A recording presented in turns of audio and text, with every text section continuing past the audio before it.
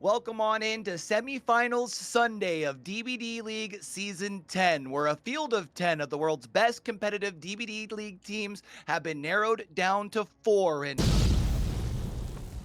while 2 most certainly walk into today with a bit of an advantage, if there's anything we know about DBD League playoffs, it's that it ain't over until it's over. We could be done in as quick as 6 sets today, or we could very well go the distance and need every last one of our potential 20 sets that are on the schedule. So it's time to lock in and buckle up because it's a great time to get down and do what it do. But before we bring in the rest of the crew, allow me to introduce myself because it's been a while since I've gotten to hang out with a DBD League fan.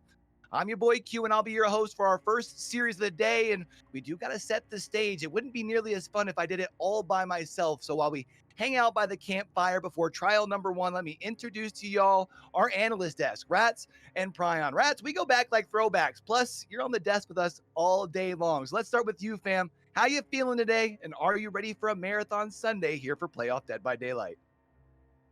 I'm amazing. Thank you so much for your introduction. We have missed you, Q. I mean, usually I'm always in the background. As you said, we go back a long way, but usually it's you and Dyer always on the casting desk. But today, we are together at the analyst desk. I'm so excited to show you guys this match that we have going, or these matches that we have going for today. And I'm excited. It's going to be a banger. Should definitely be a banger. Now, Brian, I don't believe we've had the pleasure of actually working together in DBD League, but as someone who almost always has it up on my second monitor while I work elsewhere, I must admit I'm excited to pick your brain a bit over the course of this series. How are you doing today, man? I'm doing great. Thank you for the introduction, Q. It is very early in North America right now, and It is. there's nowhere I'd rather be than DBD League. It's a little more rare for me to be on the analyst desk, but when I am on the analyst desk, it's almost always with Ratz. So great to be here, and I can't wait for these games today. I got the power duo and I'm excited for it. Now, before we dig into Invictus versus Nokron series here, let's make sure we got everyone on the same page, including chat, because we've changed things up a little bit this season in DBD League. And yes, these 2 matchups, I see chat's already been talking. We have seen these 2 matchups yesterday. They took place. And for both Invictus and Elysium, if they win their first series of the day today, which all of our series are going to be best of 5s, that's it. It's done and dusted. Essentially, these are best of 5s inside of a best of 3. Remember that these are the best of the best in the world when it comes to competitive DBD. And with 20K prize pool on the line, the largest in DBD League history in the first playoffs in which DBDL is supported by behavior, we wanted to make sure that we are truly crowning the best. Now, Prion, yesterday we did see Invictus able to bust out the brooms in sweeping fashion. It's a new killer list, though, which we'll run through here in just a moment. But how big of a mountain does Nokron have to climb here in order to keep their championship hopes alive? Well, it's a good way to put it, Q, because the mountain that Nokron has to climb is quite high. This is going to be the 3rd time that they've faced Invictus in a best of 5 in a very short period of time. And let's just say that their score against Invictus in those matches leading up to now is 0-6. Um, so yeah, it is going to be a serious uphill battle for Nokron if they want to stay in this tournament. They're essentially just facing their demons over and over and over again here against Invictus. And like we went over yesterday, Invictus is just on fire right now. Nobody can stop them. And Nokron certainly has not been able to in any of the matches so far. So we're going to need to see something big from them today, something new, if they're going to want to stay in the tournament. Now, Rats, I know you've got some competitive experience back in the day. Walk me through the mentality of a team in the spot like Nokron, right? These 2 teams literally just played yesterday. Things did not go their way. What have the conversations been like between yesterday to today, and how important is this first set? I think the first set is obviously a very important set. As if you're Nokron, you have a slight advantage here going in because in the second best of 5, they actually start out on killer, meaning they have had 3 of their picks in this best of 5, other than yesterday where they had only 2. And you would kind of like just say yesterday was a write-off. It's okay, it happened because both teams actually got to pick 2 killers without any bans coming in. So what happened here was that Invictus chose some killers that they were very comfortable on, so did Nokron, because there were not any dance completed yet. And Therefore, they were able to showcase their full potential on both sides, right? They picked the killers they're most comfortable on. But now, if you look at the actual picks and bans process, those killers that they are not comfortable on are out of the way. Then they can additionally ban two more killers. And now we're looking at some sets where it's going to be a lot more competitive, I assume. Well, as we do get ready to kind of set the stage for that, first let's kind of take a look as far as our two teams here, because we do want to make sure that we know a little bit about our players, right? Before we load on into it. We keep talking about Nokron, who have quite a bit of a mountain to climb here. So, Brian, tell me a little bit about our team here. Yeah, so Nokron is one of our top teams here in Season 10, and coincidentally, they have one of the smallest rosters in Season 10. Actually, another coincidence here, the only smaller roster than Nokron is Invictus themselves, but we'll get to them in a second.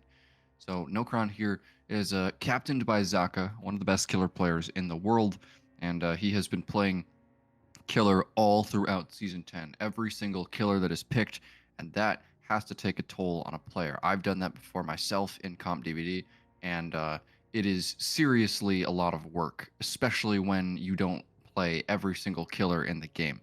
So props to Zaka there. They've also got Ivan on the Survivor with Marcos, Shen, Vabo, who we saw yesterday have a great chase in the unknown set, and Zynox rounding it out. So pretty well-rounded lineup for Nokron there. But they do lack a second killer player, which is very important here in the playoffs. Well, I do hear what you're saying. If I'm not mistaken, they do call Zaka the monster for a reason. Definitely a player who has been able to hold it down for the pound solo dolo for quite some time, but definitely understand what you're saying.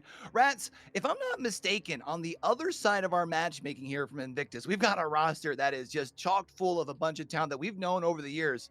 Go ahead and talk us through it a little bit.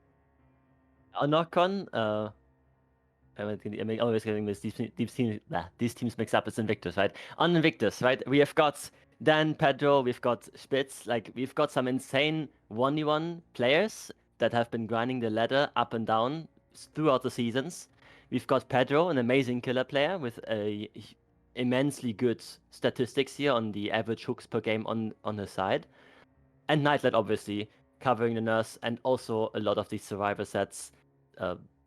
And also some of the sets that we might see today we've got a clown, for example, right? So it's one hell of a roster. It's not that big, but it's very, very powerful. It is definitely a roster. I know even for someone like myself who has maybe kind of been away and more kind of watching casually, has some names that's been rocking on it for quite some time, and a roster you definitely have to look forward to continuing through the rest of our playoffs. A team that has definitely been able to put up their fair share of results. And you mentioned, I mean, some players who not only strong in the 4v4, but the 1v1, obviously being able to have people who are strong in both. Really kind of helps give you that extra leg up. So I'm really going to be excited to see if they're going to be able to continue their dominant run that we've seen throughout the course of Season 10 here. Now, speaking of the first set that we were just talking about the importance of, let's actually talk a bit about all of our sets here on this day, because we're going to be getting started off straight first, going to the wild, wild west, the deadest of dogs, the Dead Dog Saloon, which everybody's favorite pin pappy, the Cenobite, for set number 1. Then after that, we do get to go off to Wrecker's Yard for probably one of my personal favorites, especially with as far as seeing who we'll probably see from Invictus, probably out on Killer for the Clown in set number 2. Then it's off to Cold Tower, good old Com Tower, baby, a staple, a competitive DBD, where we'll have the Nightmare set. And then if needed, set number 4 sends us back to Azeroth's realm for the Dark Lord. We'll be on the Ratz shop for that. And while it may be summer, we're going back to school if needed. Consider it summer school, I suppose, as we're off to Midwich for the Wraith in the Decider if we happen to make it that far. A much different list of killers from what we saw these two teams play yesterday in that first best of 5. Prion, is there any killer that really stands out to you on that list, whether it be a surprise pick by one of these two teams or one that you feel like could really turn the tides of this match? Yeah, Q. So honestly, the surprise pick here for me would be the Cenobite, the first one that we are seeing here on the Dead Dog Saloon. It's a killer that traditionally is very popular and competitive, but this season just has not had the amount of picks that you would expect. Usually picked by Sinners, our team from South America, who is no longer with us in the playoffs. So to see it between these two teams here, I think it's going to be really interesting. It's a very complicated set. Survivors have to keep track of the box, and there's also the killer attempting to find the box at the beginning. There's usually a lot of tunneling in these Cenobite sets, and a lot of very coordinated altruistic play out of the survivors that has to come out. So to see this set from two teams that are at the top like these guys are, I think it's going to be really exciting. Tunneling in my Dead by Daylight, I refuse to believe it. Now, I don't know if I would consider it like a weaker killer pool in comparison by any stretch of the means, but Ratz, talk me through your thoughts looking at this killer pool in comparison to yesterday, because of course different killers come with different balancing, right? So how will our teams be tested differently today than say yesterday in that best of 5? Already mentioned earlier that the Pikz bans offered the teams to pick 2 killers before any bans would go through. Then they had both 3 bans each. And looking at this, first of all, what jumps into my eye immediately is that Nokron picks 3 killers that are all usually played on Dead Dog Saloon. Cenobite taking the first spot, taking the Dead Dog Saloon away, because now, currently, we have this rule that almost every killer has 3 maps to work with the priority order. So Nightmare would have the first map on DDS as well, but gets shoved to Cold Tower instead. And Wraith as well, the first map priority would be DDS, but he gets shoved over to the Midwich Elementary School. And I think that's very interesting that they chose to pick all these 3 killers in one best of 5. You would think that's actually like in an idea that they would do that intentionally, because otherwise they would do that in the next best of 5 and pick another one there, because then the map order would reset again. But that's not the case. So we see Nokron picking 3 of their very comfortable killers that they used to be, Osaka's very notorious for. But we also see that from the other side with a very known clown that we have seen in the season be picked up from Pedro instead of Nightlight. And the Dark Lord, also something that Invictus is very comfortable on. So despite this looking like we have got a 3-0 again from Invictus, I honestly think, if we go to predictions here, I'm going to bet on a 3-2 and just saying that every team is going to take their own set picks away. A 3-2 prediction. I like it. I like it. Now, I know our players along with chat are getting ready and are anxious to start. So let's go ahead and really dial into set number 1 here. The deadest of dogs, Cenobite. People are going to be trying to play with the box, prevent the chain hum, prevent the power spike. The only one of our first 3 killers to be played on their home maps. Prion, what should we be expecting to see in this trial, in your opinion? What are we going to be expecting to see in the Cenobite set queue? I would be expecting to see a lot of hit tanks and a lot of original pain with survivors breaking chains for their teammates here to prevent a tunnel out. At least I would hope that we would see that, or this is going to be a very short trial. Who are you feeling? Who are you taking? Ratz already gave us his prediction. Who are you thinking? Yeah, Ratz, that's a very smart prediction with the 3-2. Everybody takes their own sets. I'm going to go 3-2, but in the other direction in favor of Invictus. I do really want to see Nokron come back here, but I think Invictus is going to take it. Well, only time will tell, and ain't no more time to talk about it. It's time to be about it. So you know what? How about we go ahead and take another trip back into the fog? It's going to be trial number 1, the deadest of dogs, the Cenobite. Let's go ahead and send it on over to our casters, Mathis and Sammahell. Thank you very much, YoBoyCue. It's an absolute privilege to be back in the casting booth after I've been handling the moderator role the past 2 weeks. And it's time, as you mentioned already, to head back into the fog with one of my personal absolute favorites, Cenobite on Dead Dog Saloon, a killer that relies a lot on technicality, not just on killer side, but also on Survivor, where one of the other Juke enthusiasts also will shine, trying to avoid the chain. It is not just me talking, however, I would also love to give a warm welcome right over to Sammahell. Welcome back, finally. It's an absolute pleasure to cast with you every time. Hello, Mathis. How you doing? Welcome back. I'm so happy to be here. I'm so excited to watch this match, man, because they are so strong teams. Let's see how Thaka is playing this one. We have, well, actually, he's facing 4 of the best survivors right now. You know, also Ivan in Nokron is and Marcos are really strong as well. But man, Dan, Rocket, Kexo, Speed, sorry. But let's see what is happening here. Let's see how much pressure he can put with the chains. We can see him now walking in the middle of the map, trying to find one survivor, he's actually teleporting now because someone opened or tried to open the cube. And let's see, man, because this is actually a really tough match. So let's see what's happened. You know, I love how you accidentally said splits instead of spits because it's quite fitting to him. It's quite fitting because he's a very notorious juker, so I wouldn't be surprised if he busted out a split trying to avoid Zarka's chain here. Just ducking right under would be fantastic to see. But yeah, the add-ons that we're also seeing, that was a very, very interesting noise interaction there. The firecracker hitting at the same or exploding at the exact same time the chain landed on Rocket. That will land once again. It's probably finally going to be the first strike. First blood has been struck on Rocket. Need to immediately point out the add-ons that Zarka is using because we are going to see the value of that original pain right here. Rocket will be put into that deep wound effect, an add-on that is extremely powerful for whenever you try to tunnel out a survivor off hook.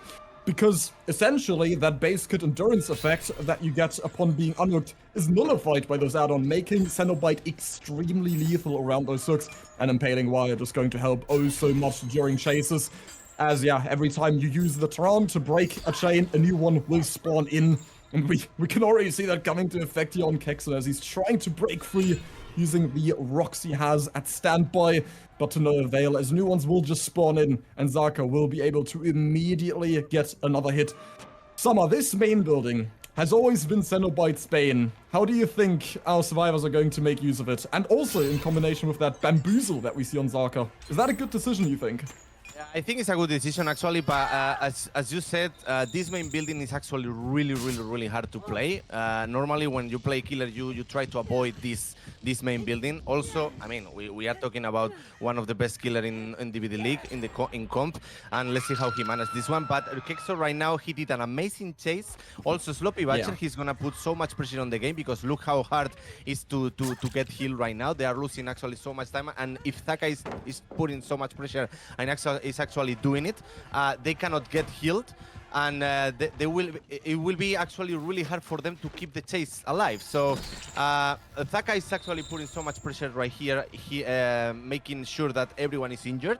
So just Speed's the one we saw already that he was the only one doing the gen. So it's actually now forcing him to decide, or we heal, or we repair, or actually we go into the safe. But still, Thaka is putting so much pressure. Also, with Bamboozle, like you said, making sure that they can ball just once the window. So let's see what is the decision in here, because Speed is actually about to pop one gen, the third gen on the game, and I think Kexo is gonna go for second stage. It took 3 minutes for that first down, and for one stage, the survivors of Invictus traded with 3 generators in response. And also, Summer, did you see the maps, the gen split they're working with? There's one in every corner. Yeah. They're trying to avoid the 3 gen because the 3 gen is actually really strong in this map. So they actually doing perfectly. I mean, Speeds in here is dodging the chain. Yeah. He actually dodged that. And well, Thaka, I think is gonna make sure that Kexo is gonna die. Really close to the basement, by the way. But of course, if someone is asking why he didn't put him on the basement, I think he preferred the pain. So that's why they are healing, and maybe they trying to save him in the last second. What do you think? Yeah, tunneling and camping is always a question about time, or a matter of time, and I feel he can actually afford it here. That Sloppy helped them so much. We saw Rocket being healed earlier, but then the heal was interrupted by Zarka's unnerving presence arriving, and I'm not referring to the perk. I don't think they have time. Yeah, the progress has been nullified. And also I think, because this wall hasn't been broken, so Spitz would have to go all the way around. We see Dan and Rocket doubling. So I'm not sure if this is down to miscommunication or they really just didn't want Spitz to trade here. That would have been an option, but they would have also sacrificed another pain resonance there. and then the gen that Dan and Rocket are doubling up on would not be as far as it is now, and Zaka reads this really well now as well. At first, I was going to stress how I think Zaka is wasting a bit too much time in the early game, but Cenobite's early games are always relatively slow. So that explains why he's only got 1 kill so far, but we've already popped 3 gens. But now, again, we're in the 3v1, and this game is going to slow down drastically from now on. We do get the gen pop, however, but still, they have no progress on any of the other generators, really. Yeah, and here I think the important thing right now is trying to keep the chase as long as they could, as long as they can. Sorry, that's. I mean, what you said is true actually. That they put the Zaka try like to catch one survivor really fast, but he couldn't. Also because the survivors are playing as well, and they're doing a really nice performance.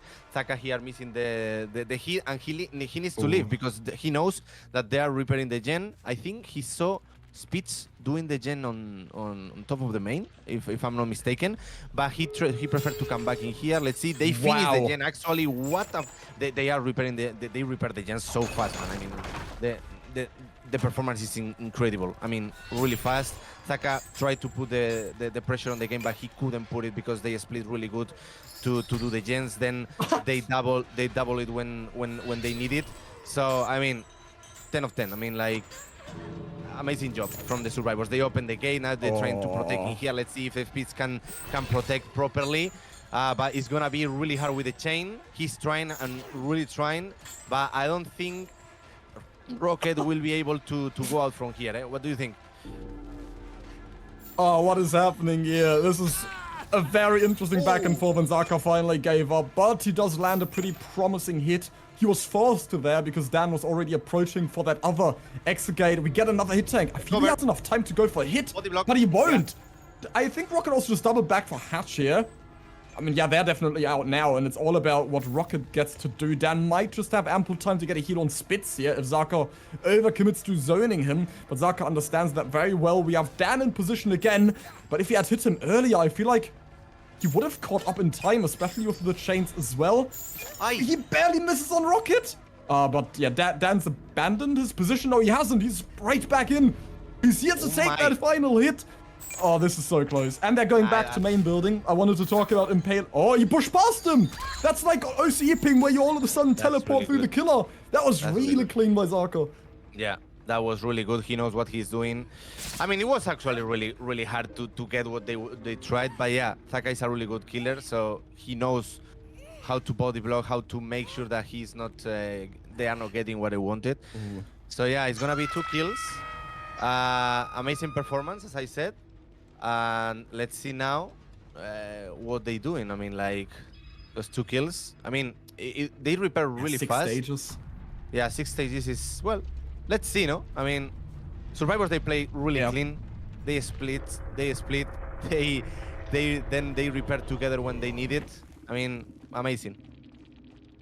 Invictus Survivor side made me swallow my words real quick there. I thought they had no progress whatsoever mid-game, and all of a sudden 2 generators popped. So, heads off to them. I would love to hear some added perspectives on what we've just spectated, and therefore, it's my pleasure to hand it back over to YoBoyCue on the analyst and moderator table in our talk show. So please do take ahead.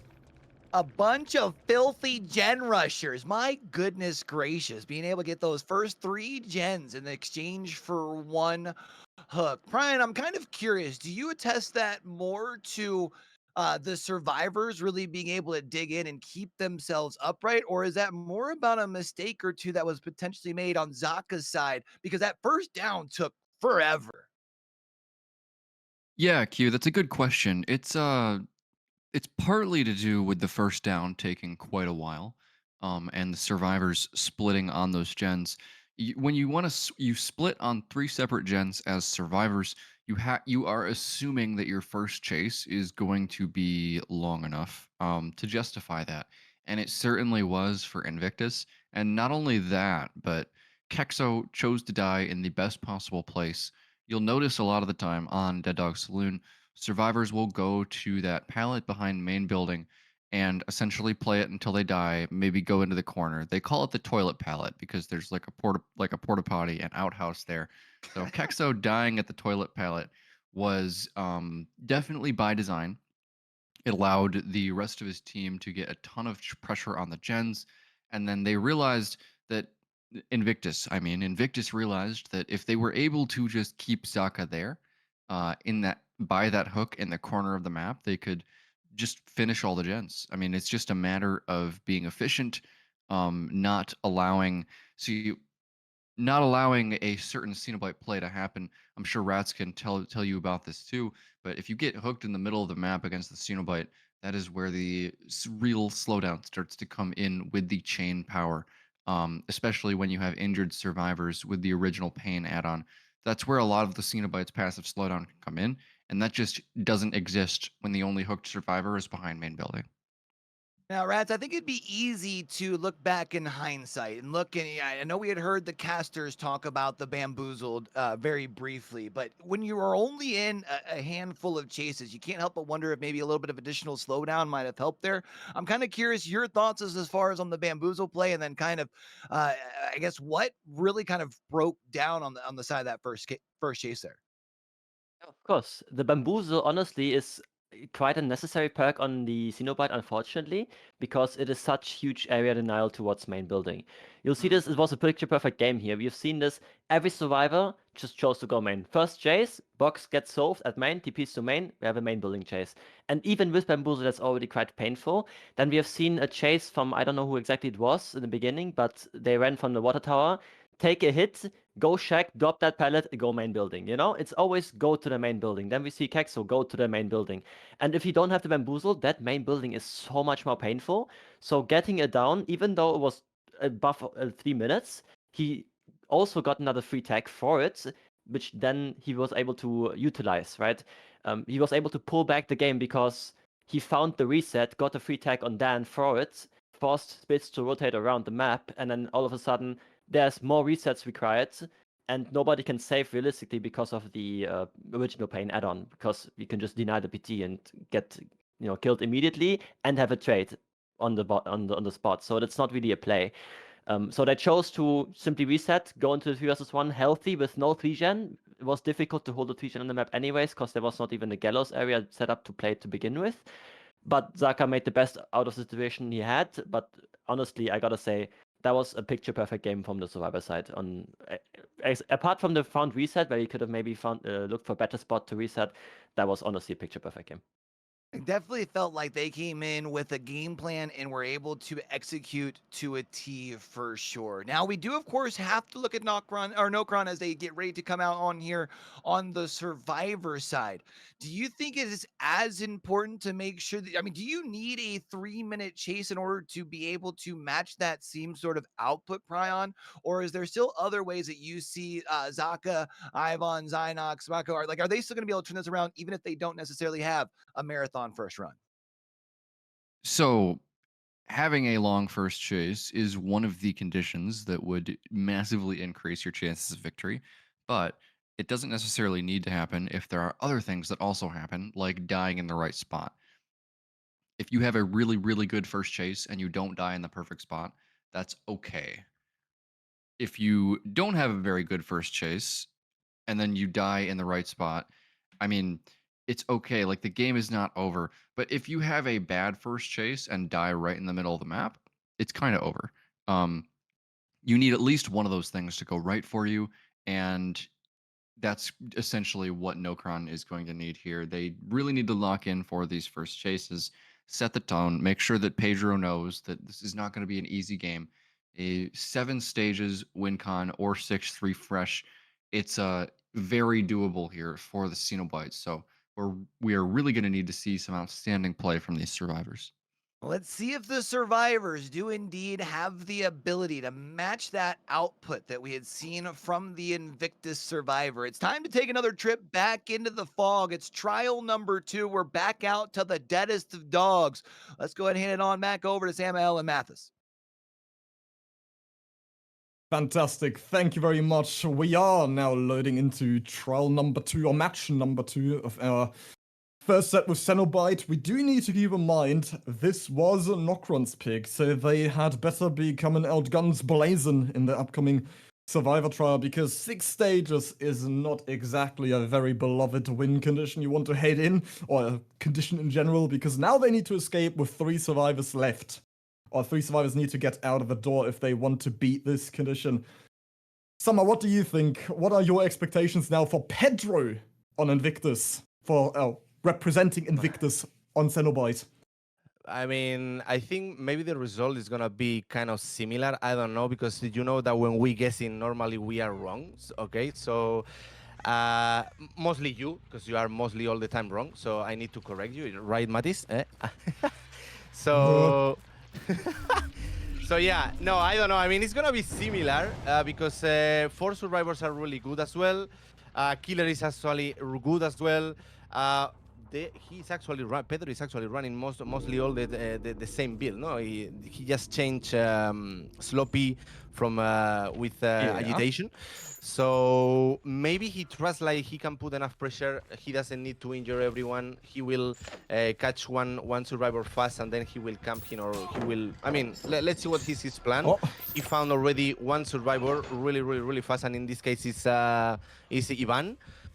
He's actually running to main building because he knows that this building is actually really strong. And normally, as we said in the previous match, normally when you are killer, you don't want to chase any survivor down there, even if you have bamboozle in this case. So let's see what is happening in here. Let's see if they are able to finish the gens really fast and get at least 2-3 escapes. Yeah, we need to talk about that main building again, as to why it's also so specifically powerful against Cenobite. There's so many turns, so many doorways, so many nooks and crannies that you can hide in and also break your chains on. Yes, I did make the case with impaling wire, which is also what Pedro is using once again, that if you break a chain using your surroundings, another one will spawn. But the way that works on main building is if you run around a corner and break your chain, another one might spawn behind the wall and never even affect you. That is why it's even more dangerous, even more precarious for Cenobite to get out of the scenario. And we see that agitation. I wonder if that is PTSD from what we've seen Oracle do. Because we saw them take hits over and over with, what's the perk? Not boil over, breakout, yeah. And then we saw Ward bring Mad Grit, which their opponents didn't realize, and then got 2 downs using Mad Grit. I'm pretty sure that was Elysium. And they won. They ended up winning the Cenobite set because of that. And that's why we might see agitation here to counter it, but also the more opportune your hook positions are, then the more pressure you can exert overall if they're very in the center, and you also want to make sure you get pain res value. There's a lot of uses for agitation. Yeah, that's right. That's absolutely right. And we can see in here that the chase is actually taking real long. They are about to pop 2 gens, so let's see. Both of them, they are running into main building, as we said before, and in the previous match, this main is actually really strong for survivors. But even if you have a bamboozle, let's see how long he can keep the chasing here. Zynox, he will ball the window really good. He tried to swing just to get. Oh no, he actually swing to cut the distance. Yeah. And be careful in here because the area is really bad. We have a basement down there, so if he's able to catch the survivor really fast, but look, no hooks and 2 gens left. I mean, he's going into the corner. He knows that they are taking the cube right here. He down Zynox, and it's gonna be the first hook. My goodness, the pressure in the game is insane. Yeah, I was about to say they had to be coming out guns blazing if they want to win the set, and it seems like Nokron did pick this killer for a reason, because they actually did outperform the first down timer from previous game by 10 seconds. So that's pretty decent, considering Zynox also went down in the exact same spot we saw Kexo go down last time. So it's really important, again, to go down in these corners on maps like Dead Dog Saloon, because the map is relatively small, and you can destroy the survivor team just off hook position alone. However, Pedro's got a 3-gen this time around. It is not the greatest on this map, but at least they're all on one side of the map. Yeah, the unhook right here. They want to put so much pressure as well the survivors to make sure that the killer is not focusing one survivor, even if they hook them in the It's middle of the unfortunate. 3 gen. Might be a 4 gen. I mean, It is. yeah, but this gen is actually not really close. So I mean, he should be focused on the other 3, you know, because every hit is gonna be. The position is gonna go to. I mean, the survivors, they're gonna go to main. They know that they get in stronger down there. So, I mean, yeah, they trying to ball the window. Let's see if he can get. Yeah, he gets the fast ball. That guy's actually doing really well. They take the cube because they know that the killer has to decide to chase the survivor or to go for the cube. Obviously, Pedro is going for the injured survivor to make sure that he gets another hook. Also, the curious thing is they have a plan, no? They going to main and they trying to die in this corner to make sure, you know, that they don't get they can repair really easy. So yeah, they have a plan, a perfect one actually. Zaka will also go down in the exact same position, so I hope we'll be seeing. Oh wow! Hello. Yeah, the gem pressure is insane. They might actually do this because, well, we are currently looking at 2 individual stages. I don't understand why Zynox would let go because that pain was so. I was gonna say Zynox shouldn't have had. Oh well, yeah, it wouldn't have mattered because they were both in that corner of the gen. This is getting dangerously close to actually being a Nokron win, which is not what many people expected, considering after having seen, yeah, the floor being wiped with them yesterday with that 3-0. But this is currently getting really close. The plot thickens. And Pedro's only been able to get 1 pain rest so far as well. And that was the one decisive encounter we've just seen. Ivan is going to try his best to escort Marcos out of this area now to avoid getting another pain res. But we have to see, hopefully Zynox get into position, get back on this generator, because they can sacrifice a fresh stage now. If they let 1 survivor die, it would be 5 stages in total. That would beat the 6 from the previous game, and that would end in a Nokron win. So all they need to make sure now is 1 survivor dies as far away as possible from the exit gates. If all 3 other survivors make it out, they win. Yeah, they actually did. I mean, some people, they will say, what is Pedro doing right now? Why he's not trying to focus in one chase and stuff? The survivor team, they coordinate really good. I mean, the coordination, it was really important in this match. And is what they... That's why they got the victory in here. Nice. Ivan, as you can see, they have a plan like everyone. If you get a hit, you go into main, and then you go into that corner. Like that, we can put so much pressure on the gens, and the killer has to run over and over and over the map. So, and like that, we can do everything. So yeah, I mean, coordination, that's the word. They did perfect. Absolutely, have to agree. You know, my theory is typically you make decisions faster when you operate on a full bladder. So maybe all of these players really need to go to the toilet, and that's why they keep gravitating to the outers in this corner, because they just can't help themselves. It's just the best position to go down in, though. As you said, there's no generators anywhere nearby. You've only got that main building generator, and the killer always has to pass the street in the middle one way or another, if it's south or west. Always have to pass to make it over. Also, one thing I really want to point out, I love how on Marco's icon you see Springtrap grabbing for the cup of coffee. So yeah, if players stay caffeinated, they also make faster decisions. And maybe they're taking advantage of pre-workout here because it does help for gaming performance as well. That already wraps up set number 1, and Nokron will take the first set point on their own pick as well. And I would love to hear some more perspectives coming from our talk show host. Please, YoBoyCue, take it away.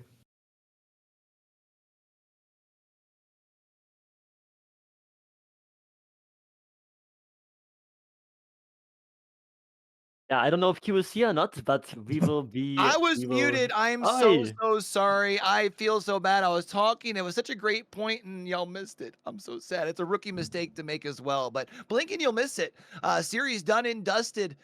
We not only just each individual trial, but the actual set itself. And at least we're guaranteed the potential of a longer series unless Nokron's able to find their own sort of sweep. So they get their first set on the board, Ratz. We had talked about the importance of set number 1. They were able to walk away with the dub here. Now we move forward to set number 2. How big is it for them to continue carrying that momentum and doubling things down, do you think? We always talk about momentum in these sets, right? Like if you're on a run, it's really difficult for the opponent to stop you. But we are looking at alternating killer picks. So we are looking at a pick from Invictus now, the Clown.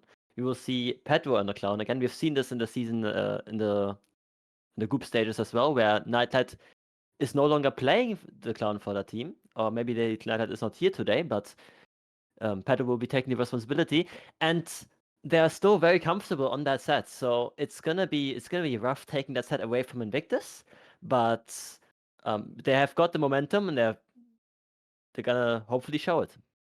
Oh, I sure definitely was hoping to see a Nightlight Clown. That's one of those notorious killer picks that we've seen over the years. So hopefully maybe still sneaks in. But even like you said, Pedro still a strong clown in his own right. Prion, talk me through, I guess, what's the strategy going to look like for our survivors coming out here against the Clown? Because obviously a very different killer than the one we just saw on Dead Dog.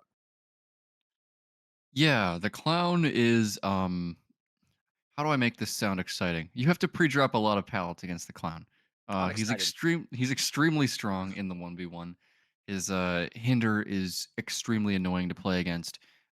His problem though is that he doesn't really have a lot of pressure on multiple survivors around the map. On Wrecker's Yard, it's a pretty small map. The tiles are pretty condensed. It is not too difficult to have a very good chase against the Clown, but the Clown is the kind of killer where if you misplay a pallet, you greed a little bit, he can very easily down you, despite the fact that he's an M1 killer. The hindering bottles are a very strong power, and it's going to be on these survivors to not only have a strong chase against this good 1v1 killer that can get very quick downs if you mess up, but they're also going to need to be spreading out over the map, not running into the gens that are being done, being efficient, hopefully lasting long enough to finish that shack gen. It's kind of a difference between our teams here in Comp DBD on Wrecker's Yard sets. Some teams like to ignore that shack gen at the beginning. Some teams like to double it out instantly depending on the killer. So that'll be something to watch out for as well, whether the survivors choose to go for that early. But as I always say, the first chase is going to set the tone here, and Nokron actually has the momentum for once. So see if they can do something with it. Well, Nokron's in the fast lane. Let's see if they have the ability to keep that pedal down to the metal. It's time for set number 2, trial number 1 in said set. Let's go ahead and get down and do what it do. One more trip back into the fog. Samma, Mathis, take it away. Thank you so much, Q. Yes, we are now back into set number 2. We see Pedro instead of Nightlight as in line with what we've seen so far this season. Nightlight has been playing the Clown way too much. He's completely run out of makeup. And have you seen the prices on those? Wow, inflation. Nightlight just can't break even any longer.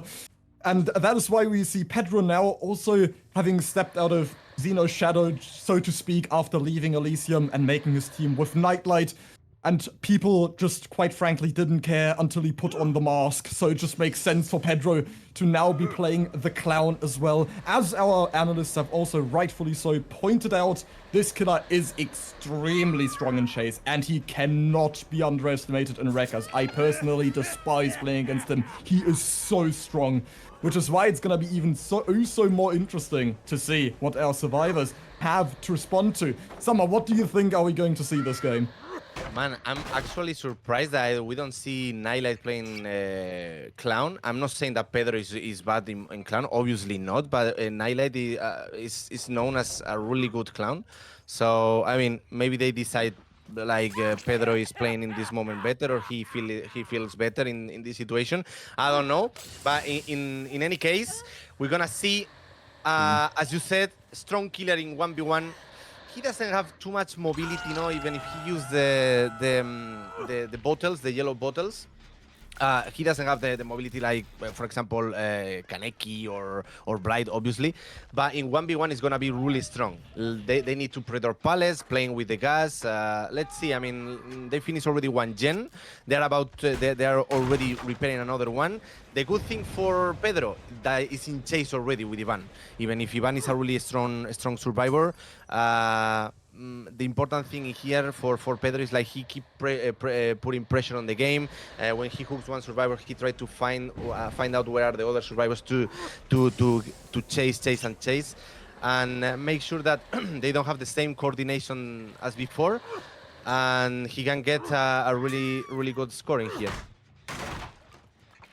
We definitely need to talk. Oh, yeah, you just see how quickly it can go against Clown, especially on records. Oh, that was so right. That was actually really clever, man. Yeah, that was so brilliant, because if you stand right in front, the head-on range is so large that it would have stunned Pedro, but not down Zynox. That was such a good attempt, and it backfired so badly because Zynox still went down. Do you think he and could Zarko try got injured on earlier top. instead of wait that much? Yeah, definitely. Yeah, he should have done it earlier. I think it was just an issue about timing, but they really didn't expect Pedro to lunge that early. And now Sloppy's watcher, so Zarka's just gonna feel that hit more. Ouch. I mean, maybe they try to make sure that he gets the stun, no? Because otherwise he could get grabbed or something. Maybe they got scared or something. I don't know. But yeah, definitely standing in front. He should try earlier, definitely. But yeah, it's actually really easy for us to say when we are just watching the game. We are not playing, no? But yeah, Zynos is on basement. Let's see how they manage to do this one, because actually in here, even if you are a clown, even if you are an M1 killer, if you have everything under control, this situation for the survivors is actually really bad. I mean, if they repair, no, obviously, but one survivor in this basement, sorry, that is in the middle of the map, is a huge pressure right now. Zaka is injured. He's not gonna commit. He's gonna come back to the basement to make sure that he keeps putting so much pressure on the game. Ivan and Marcos, they need to decide. Ivan is actually saving right now, but I wanted to say that they need to decide, or we repair or we save, because Zynox in that case is dead already on hook. He's actually covering really good, Ivan. He couldn't manage to do it. No, he didn't do it properly right here. I mean, no Ivan, but Pedro did actually. He put himself in the middle to make sure that no, Ivan, you are not getting this body block.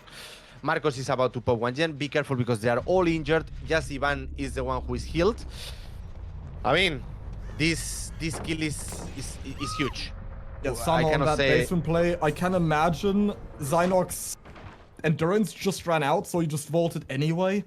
But because you can just not vault against Clown when he's trying to eliminate you from the trial, since whenever you're intoxicated, you will never get a fast vault. The best you can get is a medium, and you'll get grabbed. So that is why Ivan was trying so badly there to take a hit. That's the only option you have, especially coming out of basement. It takes so long, and you basically lose over half of your endurance before you even make it up the stairs.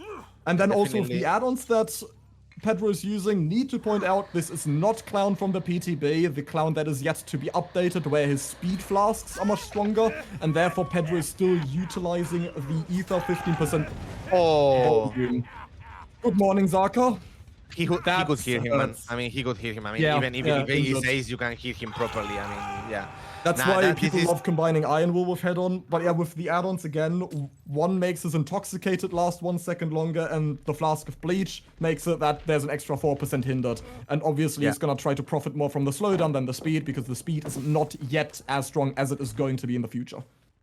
Yeah, and also once Pedro knows that someone, in this case Zaka, is running head-on, it's gonna happen once, but maybe not twice or 3 times, you know.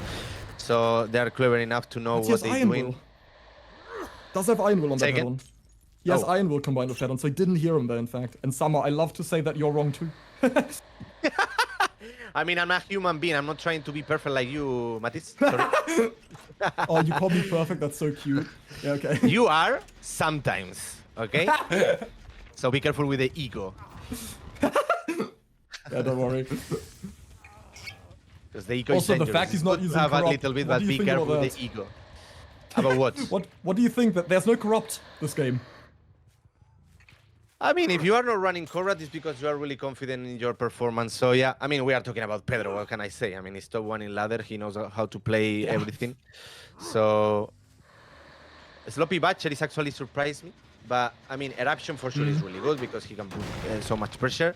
Zaga is on the hook. Marcos is injured. Ivan is the only one who is healthy. And let's see. I mean, it's gonna chase Zaga for sure, no? I mean, it's gonna commit Zaga for sure. I mean, maybe he tried to injure Ivan, but for sure he's gonna try to commit Zaga. Now we see Ivan finally take a hit successfully. Yeah. Yeah, this is we he's keep committing. trying to talk at the same time. It's perfect. Both too excited. Man, I don't know what's going on right now. I don't know if he's going for the gen. No, he's going for. I know he's going for Marcos. Okay, fair enough. Yeah, I'm assuming he lost track of Zaka there, and that's why he's now going back for Marcos. His palette's really strong, but again, yellow bottle combination with purple. It's difficult to see him. 2, speed, which also makes his lunge a bit longer. So even on these, what are conceived to be really powerful palettes, safe palettes even against Clown, it can be really lethal. Also with that Corrupt, I can imagine, because typically the first down happens quite quickly against Clown. We've spoken about this plentifully, that he's just so strong in chase. Then also Dragon's Grip. Mostly used for area denial. I'm grateful we haven't seen a one-shot down yet. We've seen too many of those. Once survivors are aware the perk is in play, they should be a bit more wary about it, play a bit more carefully. But they're just sadly not being careful enough. And that's allowed for many one-shots, especially last week too. Yeah, well, we see the strength of Recosiati as well. It's so easy to get cornered. Yeah. I mean, that's the point, no? Sack in the middle, structures are on the map, but the corners are empty. So, I mean, they're, empty. I mean, like, you don't have much. And this is what Clown is about, no? Like, 1v1 really strong, so much pressure. Purple bottles. Let's see what's happened. I mean, we are not talking here about balance and stuff, but let's see, because watching now Clown and stuff, I'm actually curious what they're gonna do with the Clown after PTV, because there were so many complaints with the yellow and purple bottles. But right here we have the Clown that is still strong with the purple bottles. So yeah, as we could see, even if you are really good in chase, even if you can drop pallets, if the Clown knows what he's doing, this is actually really hard, because so many times you cannot even fastball. So yeah, it's gonna be another hook. Ivan is the only one who is always, I mean, healthy, eh? He's the, I don't know how to explain, but he's the one who is, he's always like, he knows where to be, like no hiding, but in a good position to make sure that he's never injured and he can help the Positioning. team. Yeah, position is really important in this game. It's arguably one of the most important things, even, because if you're in a good position, what's the killer supposed to do? He can't really chase you. You've got too many turrets around. And now we're in a very rough spot. It is too tall of an order to expect Nokron to get another gen popped here, because, I mean, it's a 2v1. Oh, Ivan actually fooled him here. Okay, that was a funny interaction. I think might get back on it immediately. Oh, now they realize. Yeah. They didn't know, no, yet. They didn't know yet. So I think this is a surprise. I think this one is gonna. No, I think no. This is gonna be an insta down. I mean, there is no way he can manage this one. No, this is an insta down. GG. I mean, surprise for the end of the match. Surprise. GG anyways, eh? I mean, GG anyways. It ended very quickly. Once you've got your tunnel out, I sound like a broken record at this point, but also again, on Clown, this map is so powerful for him. He can end chases ridiculously quickly. He can zone, he can use area denial with that Dragon Script, what we saw Pedro use fantastically. Our survivors didn't fall for it, however, they came into this expecting Pedro was going to use it. And either Ivan just threw in the towel at the end there by touching the generator, or he realized, well, there's nothing I can do. And well, yeah, that is what the definition of what I said before. Or the second alternative I want to give is that he tried to get some progress in any way. Maybe in an alternate reality, you might just be able to get the gen. But Zaka would have perished on hook by the time hatch would have opened, then he would have closed it, and then it secures the 4K. Because, again, outs only count when all generators are popped as well. I would now love to hand it back over to Q and the analyst desk to take it away and give us their ideas, their thoughts on this match just now. I'll tell you what, Pedro most definitely wasn't clowning around out there for trial number 3. I mean, that first down was 1 minute and 12 seconds. Quite the stark difference from the both of our killer rounds as far as in set number 1. Ratz, walk us through what worked so well for Pedro there in that last trial. Clown 1 minute 12 is, I would say, above average for a Clown to get his first down on, but considering that we are playing without Corrupt and getting the down this early, immediately like justifies that he doesn't need the perk, right?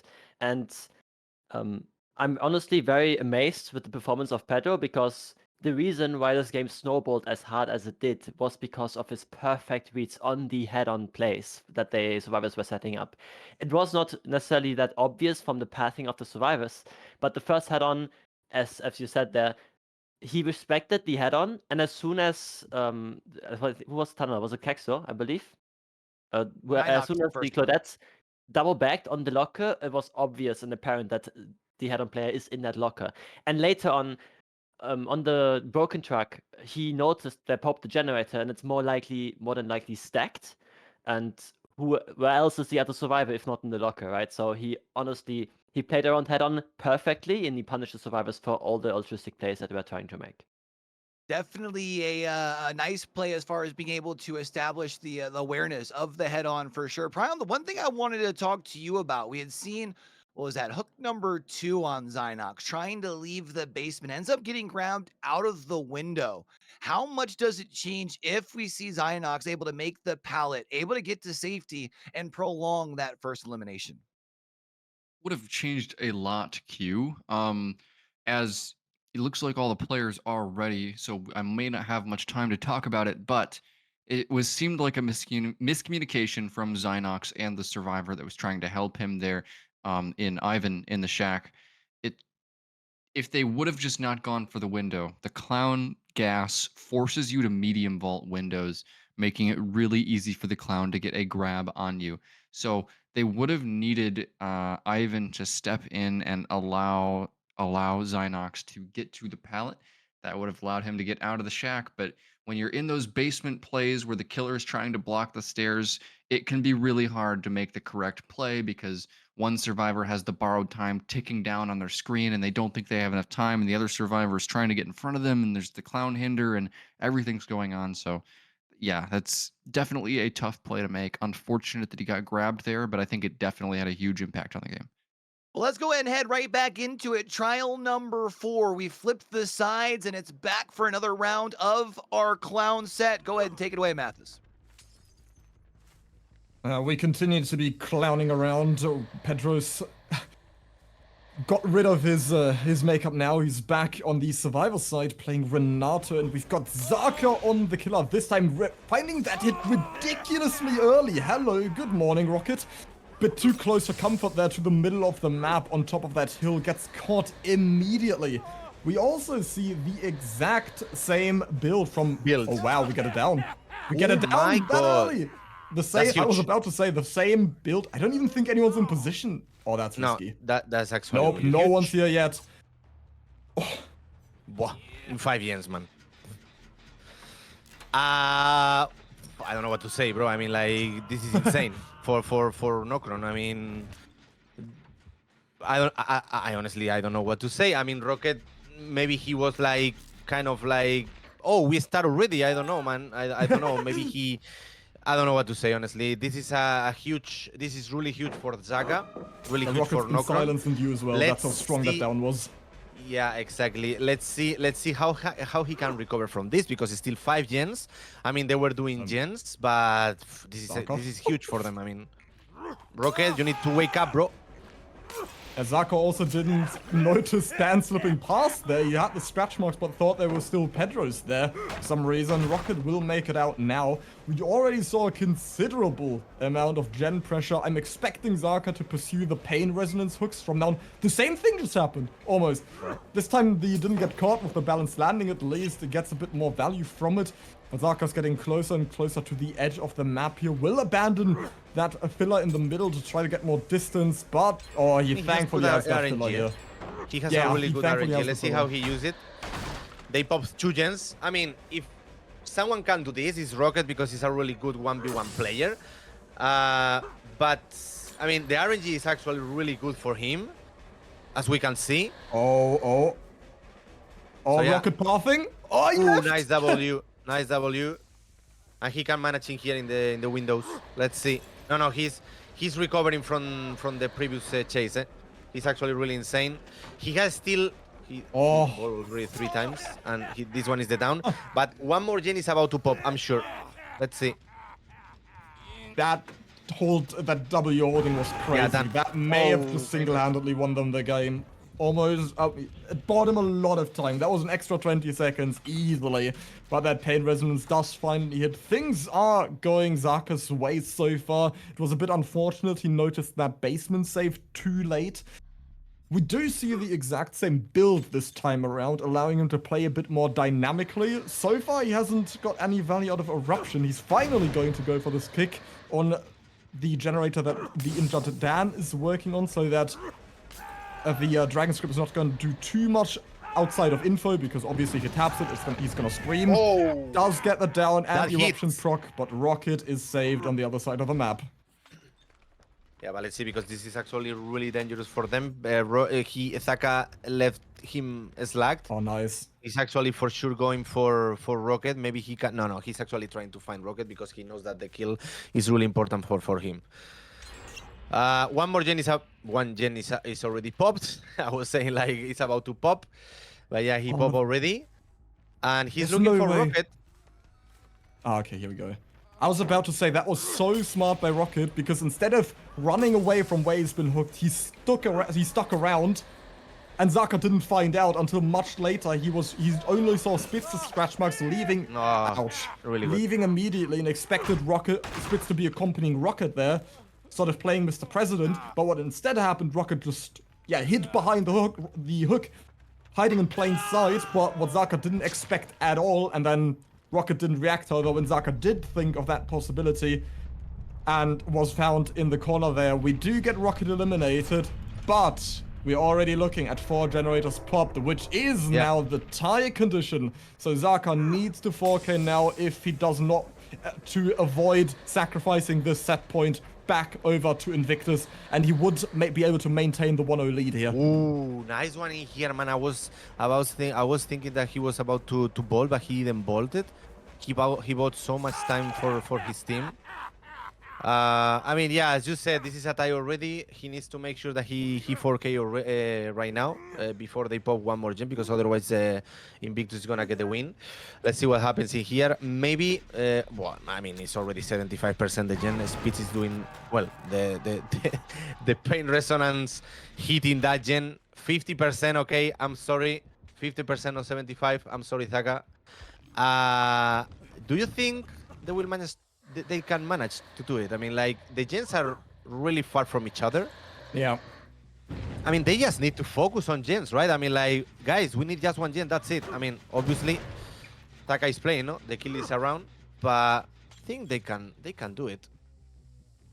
Zaka's got an okay line here, so if he plays his cards right, using Eruption and Dragon Script here, Dragon Script again to use some sort of area denial to avoid a certain generator from being progressed, and then Eruption to, passively have pressure on another gen. Dan is very scared here. They trying the Guess same they play have on that INV. He did that super early, and they are probably going to successfully play kind of around, because obvious, he actually... We'll see. We'll have to see how this develops. But yeah, I was about to comment. You said the gens were really far from one another. That is why it's really good that Zaka brought the cheap gin bottle here, because that gives him an extra 3% haste on his yellow bottles. So instead of the 10% you see on the side, it is instead 13%. So that might just give him the edge here. But yeah, it's difficult now. Dan also staying inside that locker with the Iron Will. Every time Pedro gets chased off the generator, Dan can just jump out and get straight back on it. So that's really well played. Let's see Spitz how long he can keep the chase. He knows that the other survivor, the two teammates are doing the same gem. But yeah, right now it's like, guys, he's dropping me. He's leaving me. So make sure that you live in the gen, and this one is gonna be the plan. I'm going into the locker and trying to stun the killer. You, Pedro, just walk around, and let's see if we can manage to finish the gen. He kicked the gen. I don't know how many times he kicked the gen already, but because it didn't affect by eruption, I think, that gen. So, ooh, now they realize what is the fourth perk. Yeah, but that is the big downside now. If you try to play it like this, just go from gen to gen and Trying kick to cover over here. and over and over. Oh my god, again! Wow, that was beautiful. All right. And they didn't call out the eruption either. I don't. Did Spitz screen? No, Spitz did screen, so they did call it out in time.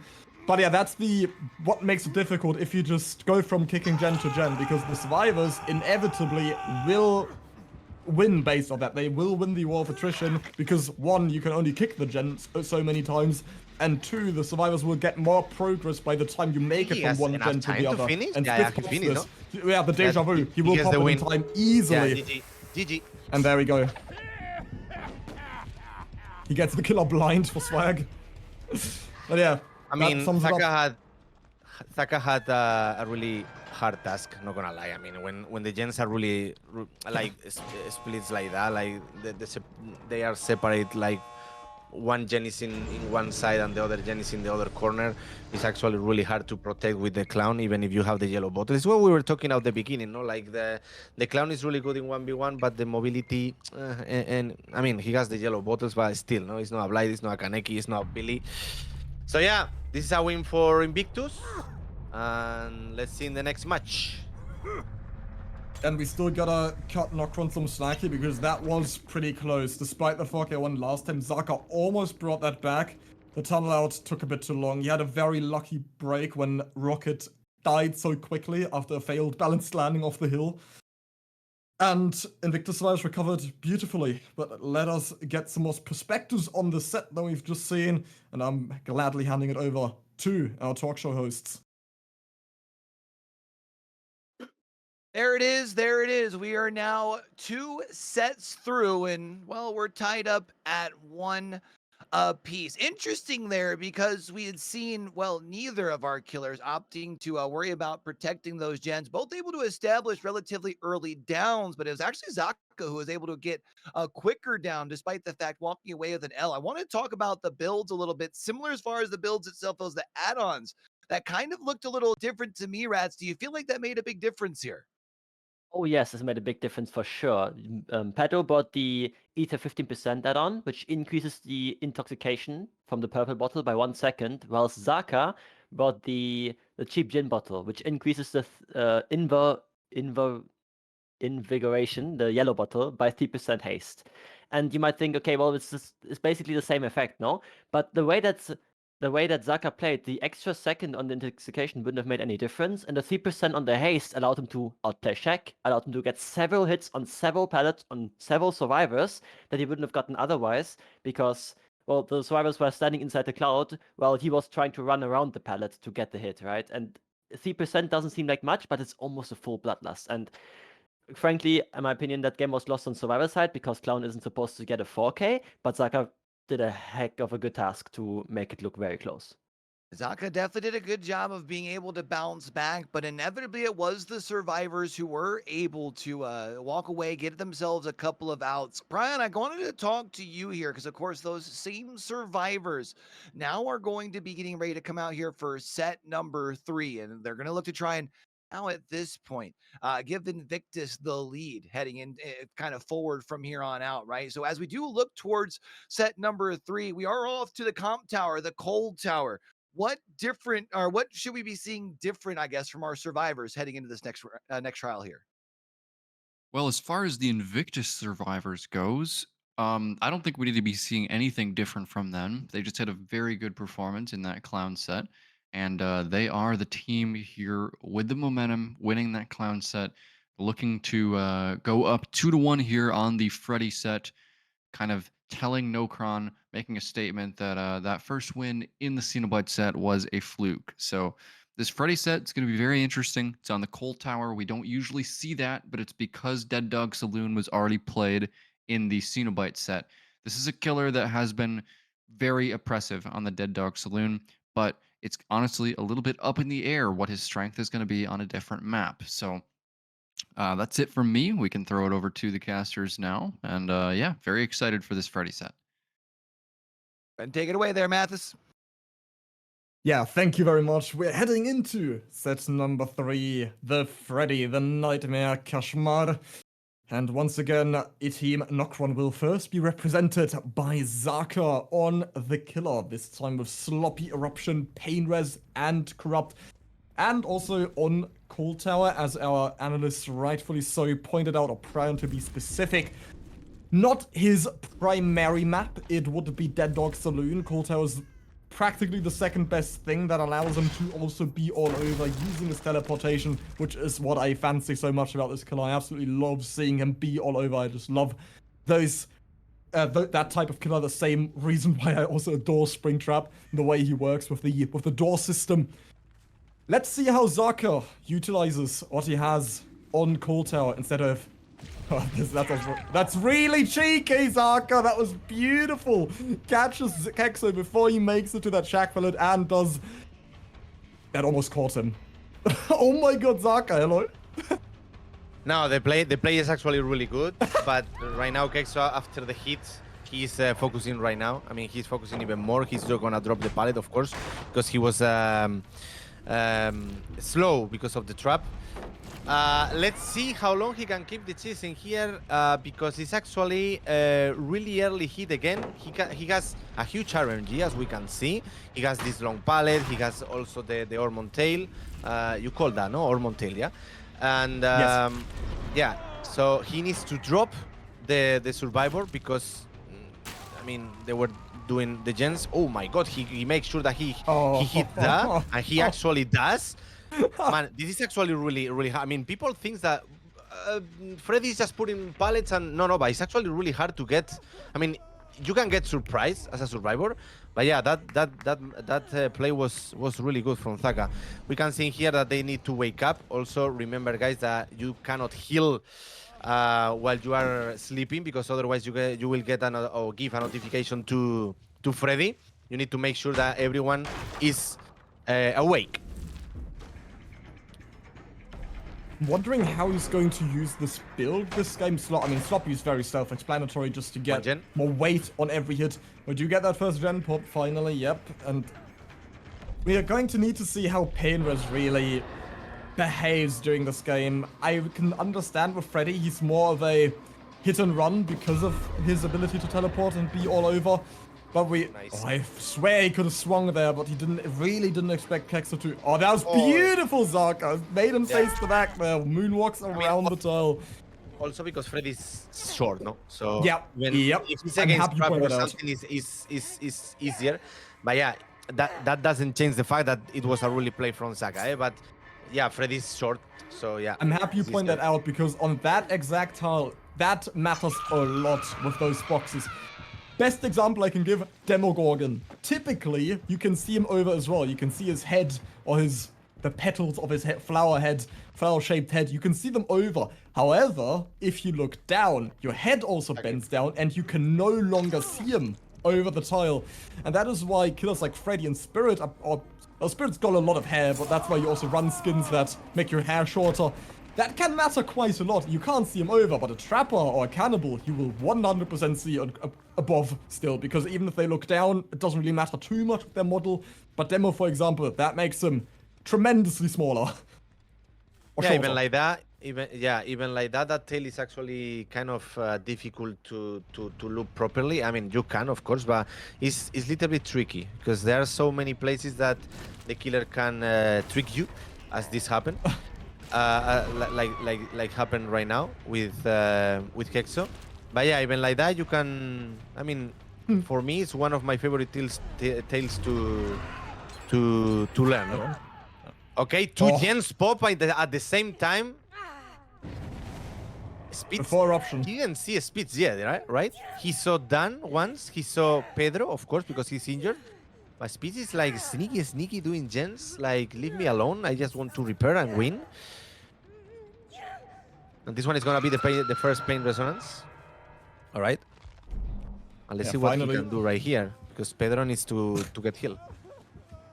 Yeah, we've already seen 3 gens pop, but only 1 pain rest in the meantime. But that just, again, we need to add that Freddy is considerably weaker on Cold Tower than he is on Dead Dog. The only highlight I can remember for a couple of weeks ago when we saw a double down with 1 singular Dream Pallet. That was amazing. I'm pretty sure that was Oracle against Ariandel, if not mistaken, with Freddy on Cold Tower as well. And I love to see how Zaka uses the Dream Pallets to not only injure, but also zone again. We've seen that time and time again, where he uses the pallets as a means of area denial to not allow Caxton to go to certain areas, and instead forced him to stay on main building. I don't think he's going to be able to do much on this pallet, but we'll see if Zaka actually tries. We still have Dan in position, probably ready for a stun. He might just sneak up from behind. No, we do see Kexo drop it, and he's here for the hit tank, so... The tunneled out Kexo will not be the one going down just yet. But he walks right through him. I was about to say that he will try that, and actually he did it. It's a trick, like, you think he's doing in purpose, or you think it's a bug that they didn't even realize yet? That if you... It's probably like Shape and Ghostface that when you stalk someone, you can't body block them in the corner and milk all the stalk they have out of them right then and there. So the same with Freddy. If you have someone stuck in a corner, you can't just spam over and over. So a lot like a body block prevention or hostage taking prevention. Fair enough. So Kexo is dead. 3 survivors left. 2 gens left. I'm excited to see how is this one ending, because Spitz is the only one who is healed. Dan and Pedro, they need to heal themselves ASAP, sorry. Breaks the pallet in here. He's actually... Well, I mean, like, he put, like... I mean, the game now is slow, no? Like, we don't need to rush. I think Zaka is thinking, like, I don't need to rush right now because I think I have everything under control. 2 of the survivors are injured, as I said before. And let's see, no? He find out where Speed is. Okay, he can dodge. He volts the window. He revolved the window. No, he's actually faking it really good. Speed is looping really good as well. I mean, like, wow. He's using the firecrackers right here just to make confuse. All right, and he's teleporting. And be careful because Pedro is injured. Let's see. I mean, this guy is actually looping really good as well, but I mean, he needs something, no? All right. Nah, he cannot commit because he knows that they're gonna put some pressure on the gens. I mean, yeah. So I think this is gonna be the playstyle right now. Like, or I'm sure that I'm gonna catch you really fast, or I'm gonna drop you and try to control the gens. Sammahell, you know this outfit? You recognize it? I know that outfit, Royalus outfit. Yeah, I know. Royalus outfit. If you've been on com since 2020, that's how you would recognize it. It's very difficult to explain, so I'm gonna skip that. Yeah, someone that is new in the game, they will not recognize, but the OG that I'm playing since 2016, and yeah, Royalus it was one of the best survivors in the world in that time. Yeah. He's the one that popularized 1v1s. Yeah, exactly, Spanish one, and he was always with David with this skin. Yeah, exactly. It's a signature skin. It would be Team Invictus to bring the skin out because Dan was used to know him personally way back then, because Dan's also been around for half a decade in this community. And yeah, back to the game. You did mention control when talking about this game. Yeah, he's playing slow and controlling. Yeah. Spot on. That is exactly what you need to do with Freddy. It is this meta, this macro control that you need on Freddy. You need to go from gen to gen to gen and try to get pressure on. They do pop that pen ultimate generator, and it's in main and 2 generators at Shack. That is cross map from one another. All of these gens, or at least the gens surrounding Shack, are past the 80% mark. This is getting really difficult, and this is also where it becomes more difficult on Cold Tower than Dead Dog, because the generators are closer to one another. Of course, you might say, yeah, that also makes it closer for the killer, but Freddy is so strong because he can teleport cross-map from one gen to another. Ooh, they finished again. Oh, yeah, here we go. The survivors get to these generators much quicker. Freddy does as well, but it matters more for the survivors, because Freddy can TP. He's always quick at the generators. So here, yeah, we have our prime example. The survivors are all over the generators, and now... Let's see. Oh, that was beautiful. He doesn't get it. Maybe he gets 3 kills. Maybe. No. Oh, he's going into the locket to make sure that he's not slagging. Really clever. Yeah, but yeah, Danny's up already. Okay, fair enough. Man, that was fast. I didn't expect that they will finish the gen that fast, man. I mean, like, whoa. Now Pedro imagine first if Painrez also worked on the exit gate progress. too. You can imagine. Yeah, look at the value you got out of the perk. 1. Was it really worth it? Oh, they actually No. don't even have them done. Oh. Nah, he find that. No, but he's gonna teleport, right? Yeah, he's gonna teleport to make sure. Oh, no, no, no, no, no, Oh, no. no. He teleport to him. No, I thought that he will teleport back. Oh, oh. Okay. Oh my god. Was not his lead yet, sadly. Oh, yo. Okay, Pedro. Okay. I mean, Danny's. I don't recall Danny's second hook or what he why he did that. Wait, They should wait, all be Pedro fresh, and offered Pedro's the himself, only right? one who's been hooked yet. All right. Oh no. Does he wiggle? Drop! Oh, he's trying to get Dan now. He could pick him up here and just Oh, that was clean. He could have tried to insta-pick him up and then he would have been able to hook, but Dan could have also... Oh no, Spitz could have... Yeah, that's true. Put himself Dan back and in Spitz position. didn't get any hooks right yet, so yeah. Now makes sense what Pedro did. Yeah, but now, From I mean, the- it's over now. Because there's no way that Dan doesn't get out here. Spitz will always be in position to take a hit, and if push comes to shove, Spitz can just steal him in time. Because Zaka mean, can't allow pursuing from either angle here. But Pedro can try to go out, right? Yeah, he can't pick him up Oi, anyway, oi, oi. because the moment he does, he's going to wiggle. So he's Yeah, safe. yeah, I know, but I mean, like Pedro needs to go to the game. I mean, I know the plan. Yeah. That's what they're trying to make sure that Saka is not getting any more fresh hooks. But it's gonna be difficult here.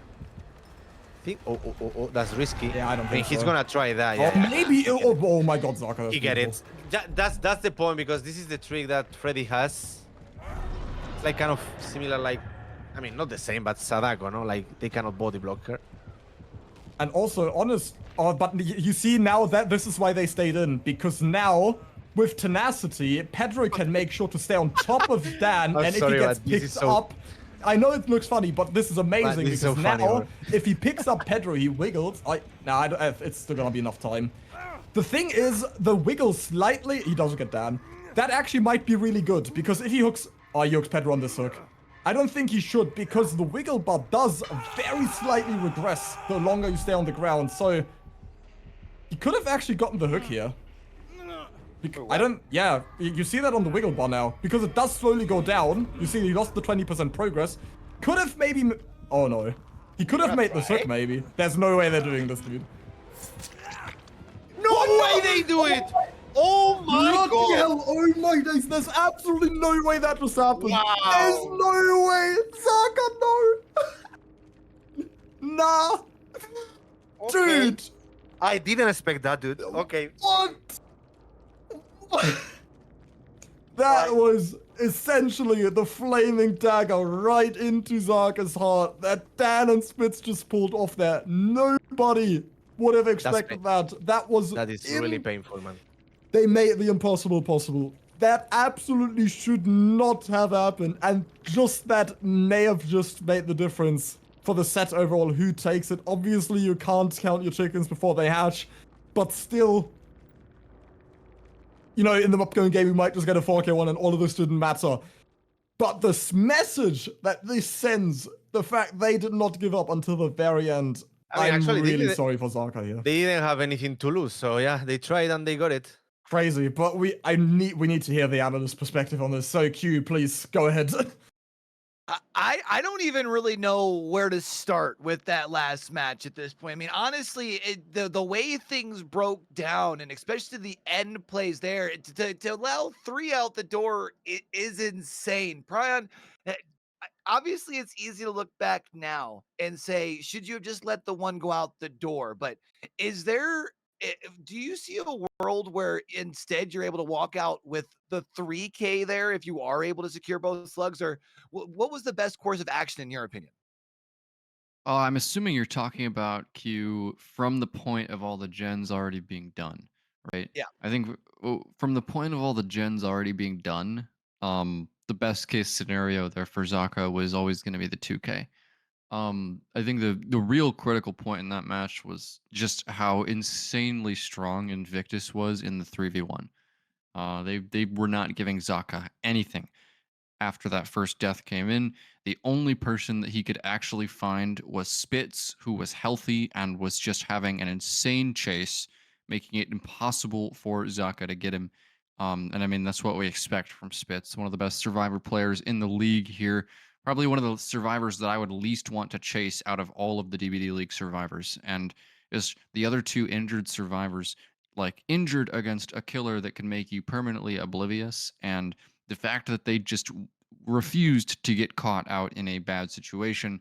Great positioning from Invictus, and they just did not give Zaka any room to work, even though he had a kill. Now, we had heard the casters mention how this could have still potentially all been for naught, right? I mean, you still have the ability to come out here on the killer side, get yourself a 4K one. You don't have to worry about anybody getting out the door, even just making sure you get the 4K before everyone happens to leave here. But Ratz, that's quite the task on hand here. So tell us, what's the strategy going to have to be to ensure that you're able to wrap up the 4K here and you don't let anybody out the door? Okay, for Zaka, you mean? No, here in this next trial to at least make sure that you're well. I guess you don't have to secure the 4K. You only got to grab yourself like the 6 stages. But what do you got to do to make sure that you prioritize that and don't allow them to still get the same 3 out? I guess. Oh, it's gonna be rough. I mean, the one point we have here that is favorable for them is that Noad is not in play. Noad is banned, general banned in the current season, and therefore, even if the teams would have been like locking in Noad in pre-hand, if they had locked in the Noads in their builds before, like yesterday when they sent out the builds, it wouldn't be possible because Noad is not allowed. So that's one plus that they have here, but it's gonna be rough. Like we have seen how difficult Cold Tower is to chase on for the killer. Like we've seen a really good RNG on the server side here with like 3 God Rocks on the bottom side of the map, another God Rock on 9, a good top mid filler, and the jungle gym and stuff. But you don't have that every game, and it's gonna be really difficult for them to simply, like, for the killer here to not convert this. I think. Well, let's see if the killer is indeed able to convert over a W here. We had been seeing Pedro holding it down for the pound through the course of the first 2 sets. It does look like we will indeed be seeing Nightlight taking a trip here on into the fog in that killer role for Invictus. So let's see just how well he's able to do. Sam, Mathis, take it away. That be me. We are back now with match number 2 of our 3rd set, being the Nightmare. Still, as you mentioned, Nightlight now taking on the Roar. The first time we are seeing him today. Better late than never, as most people would say here. And, you know, it would also be... I would be ignorant if I wouldn't make this joke. You know, it became a nightmare in last game set for Zaka at the end there. And we are going to have to see how Nightlight fends in this trial now. We see a lot of these pallets used again just to put Zaka to sleep. He will also be the first person to be in chase. That might just be a part of the mental warfare that Invictus might want to try to take advantage of. Zaka just came out of that trial with a huge disappointment at the end. And now Nightlight might just take advantage of that. Zaka might be emotionally damaged from what we've just seen. But yeah, we see him play all over again, just trying to put survivors to sleep, to profit from that pill bottle add-on again, to, yeah, the more survivor you have in the dream state, the faster it will also affect everybody else. And that's, well, whoever was in chase there just pulled a Rocket Classic, really, just disappearing. Houdini tech. Mathis, be careful with your voice. If you need to drink water, I can manage. Yeah, I was choking on my spit there for a second. Yeah, I want you healthy, please. I want you healthy. Be careful. You need to come over and perform CPR, please. No, I mean, you are not mistaken. I mean, you are right, actually, 100%. Let's see how Zaka can play this game, because, I mean, obviously, they have so much experience right now. But yeah, that last moment in the previous game was a little bit painful. We can see finally Nightlight as a killer today, I mean. And I want to talk a little bit about the build, bro, because we saw, I think, like 6 perks in 4 matches. Like they didn't change much. The Dragon's Grip, Agitation, but the rest, it was always Pain Resonance, Sloppy Butcher, Eruption. Yeah, really popular perks. I mean, they're really good indeed. Oh, he didn't get this one in here. Thaka is actually doing a really nice chase. Or yeah, it was doing a Maybe really not. nice chase. That was, I mean, yeah, well, I mean, he did a really As nice good as chase. can be. Yeah. And this one is gonna be the first hook and the first gen. Yeah, I always get scared a bit when we see these downs because the survivors need to respond with generators accordingly. Oh, Ivan, please pop! Yeah, oh my god. That would have Yeah, been alright. painful. We Fingers get on the the- pain was on an insignificant gen there, so that was really important. And huge, this already classifies it as a huge early game because you get 2 generators unaffected by pain resonance there. That is fantastic for the survivors. Also, I love how Nightlight uses this. He forces survivors to medium vault into them because if they carry on, they will get hit by the pallet. Or the enemy is necessary. He faked the sound there, but then sadly puts himself in a position where he doesn't really get a good look at where Nightlight might be headed to on that 4 lane. I love any means necessary. It's one of my favorite perks to use personally, not because you can pick up pallets, but you can fake slow vaults with them as well, or fake vaulting Yeah, in general. exactly. Because if The you sound is the spam them same. in clear sight of the killer, it looks like you're starting the animation, but if you do it also on the other side of a wall, the way Ivan just did it, it sounds like you're slow vaulting. Yeah, And you it's can also actually a reset really pallets. good tricky. I mean, you need to be sick in a good way, like crazy. Like you need to really love this game to realize or to see. Let's see how if I try to pick it up the palette. Let's see how it sounds. No, I mean, this one is just finding out from people that they really love the game. They really Good morning. want to become really good. And these players are. So yeah, we have this kind of stuff in the game. Now, who is getting chased? Marcos is getting chased right here. He's slow vaulting twice. Oh my god, nice piloting here, nice hit. Also because he couldn't see the animation. I mean, Freddy was, my goodness, bro. What the? Okay, fair enough. Guys, I'm too I mean, tap. With 3 pallets. I mean, that's the point from Freddy. I mean, he's covered by the walls. You cannot see the animation. You need to be really focused on the pallet because the pallet is moving, no, like vibrating, doing some movements like I gonna explode. But yeah, you need to focus as well that the killer is chasing you. So Nightlight is really clever in this situation. He covered with the walls and boom, twice with a pallet. I only just noticed. Do you realize why Marcos actually just got 2 tap there? The range looked a bit big on that pallet on the. Oh my god! Okay, bro. The range is looking a tad big. Somehow, I would love he has to the redirect your add-on. He has the attention add-on. to the bottom left because that's the unicorn block, which increases the detonation radius of rupturing dream pallets by an extra Yeah, he has the add-on. 0.5 meters. And that just allowed him to get a double down. That is fantastic by Nightlight because in the previous game we saw Zaka attempt something on the exact same thing on the pallet on the dream pallet we just saw the down on. But that time around, we saw Kexo hug the wall and not be affected by it because the range didn't suffice. This time around, however, using that unicorn block, it did. And allowed him to get not 1, but 2 downs. And one being a 2-tap using only dream pallets, which I have never seen before on this stage. Fantastic by Nightlight.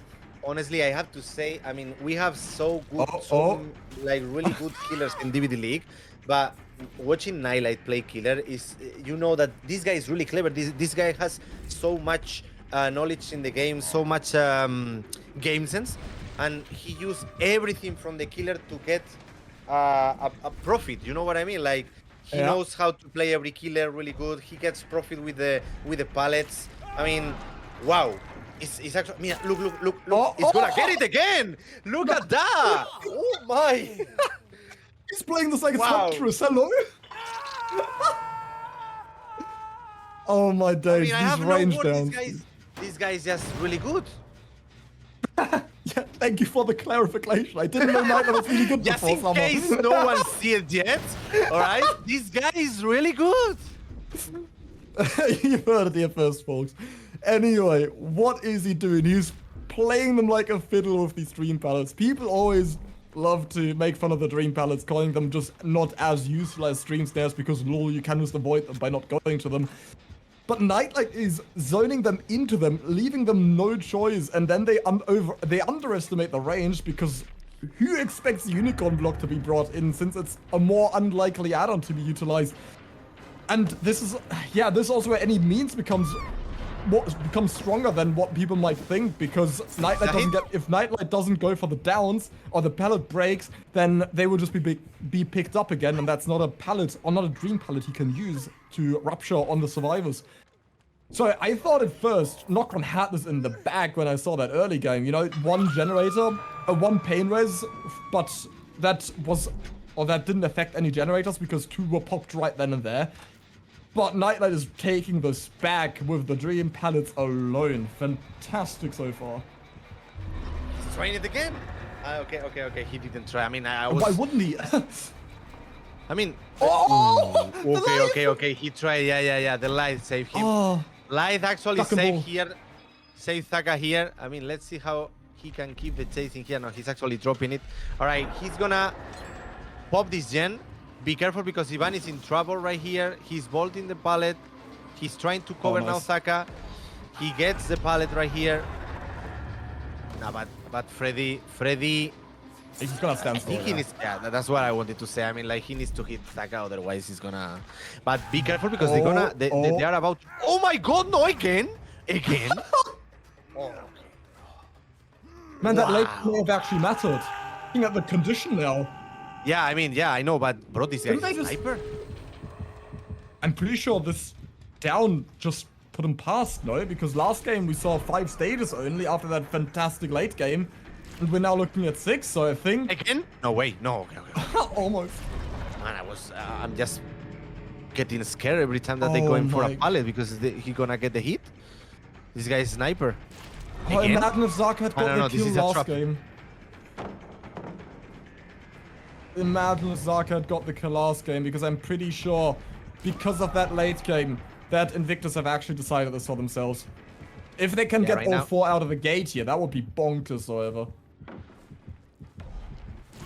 No, but right here, Marcos, I mean, he's getting down, but right Oh. here, Marcos is like, he was getting the instructions from, for sure, from Ivan, like, oh, he's going from outside, he's going inside, he's trying to mind game, so yeah, but I mean, anyways, they're playing really good. 3 man out, it's gonna be, Yeah.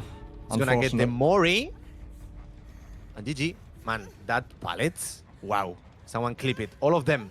You need to do like All of them. Compilation. guys, you need to do like a compilation. Wow, that was really good. You know, I really thought that late game last game didn't matter. The fact that Zarkar didn't get the kill, because I thought I had high hopes for Nightlight. But Nokron playing phenomenally well. That was super close. Just imagine hypothetically, that late game last time around didn't happen and Zark had got the kill. This would have ended very differently, and I would love to hear the thoughts of our analyst desk. Q, take it away. Well, if there's anything that we know is if you guys start seeing a lot more use of the unicorn's blood in your public matches, you're going to have to blame Nightlight, because my goodness gracious, a bunch of pressure really being able to collect up in the middle of that last trial. Now, Prion, one thing I did want to talk about a little bit was it felt like we had seen Nokron doing a great job as far as on the gens early on, but then Nightlight really pulling things back in the mid game. What was it that you saw that allowed Nightlight to be able to perform so well?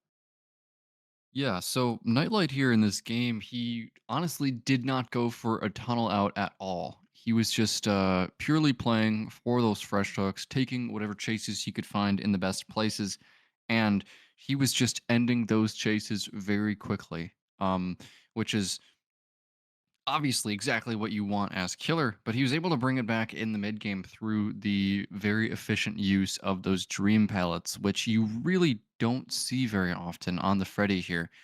A lot of killer players see them as an afterthought to the power.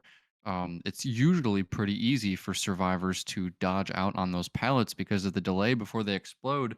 But with Nightlight here, you saw that he was just constantly adding new dream pallets. Every time after he would throw a snare, you would see him instantly switch to the pallets and replace one in the area. And this is kind of, I've said this before in other places, the new Freddy is just, he's not entirely figured out yet. And he actually has a surprisingly high APM required. Actually, that means actions per minute, by the way, just the rate at which you do actions on the killer. So Nightlight here, honestly using the new Freddy to his full potential, in my opinion. Just constantly replacing and setting those dream palettes, even while he was using the snares and chase. And you saw the results. I mean, he got multiple dream palette injures and downs this game, which you rarely see. And I think that's exactly why he was able to come out with the win here.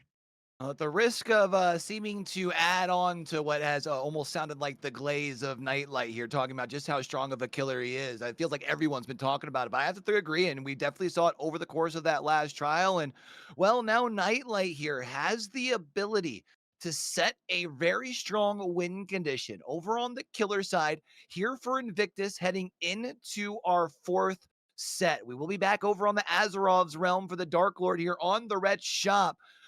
Ratz, talk me through what the survivors are going to need to do from Nokron here in order to extend this series. Match point for Team Invictus. It's going to be rough for Nokron because they're looking down the barrel of a gun. They lost their own pick, and now they're on match point, and they're playing Invictus, their Dark Lord pick. It's going to be rough. They're going against Nightlight again, and well, I would be scared, but they have to lock in now. Time to lock in. It's either now or it is over. It's all for naught, you could say, as far as for Nokron, if they are unable to set a relatively stable win condition here in trial number, what? I guess that would make this 5 on the, or yeah, number 7 on the day. And they've looked pretty decent. We keep saying it feels like Nokron has put up decent trials, but just haven't been able to come out on top. We'll see if they're able to do so on the survivor side in order to keep things alive. Let's send things on down as far as to our Cathers, Sammah and Mathis. Thank you very much, Q. Yeah, after a devastating loss on that Freddy set, let's hope that Nightlight wasn't the only one taking or being invigorated by the power of the unicorns, and that Zaka, despite it being very unethical in the Harry Potter universe, also got a sip of unicorn blood if he wants to be kept alive and overcome the challenges that Nokron has coming in now, because they do need to win this set desperately, because if Invictus take it, then that's a 2-0 in total. 2 matchup points for Invictus, and it would be game over for Nokron. They would be eliminated and moving, or would have to play the bronze match and will not be able to make it to the grand final.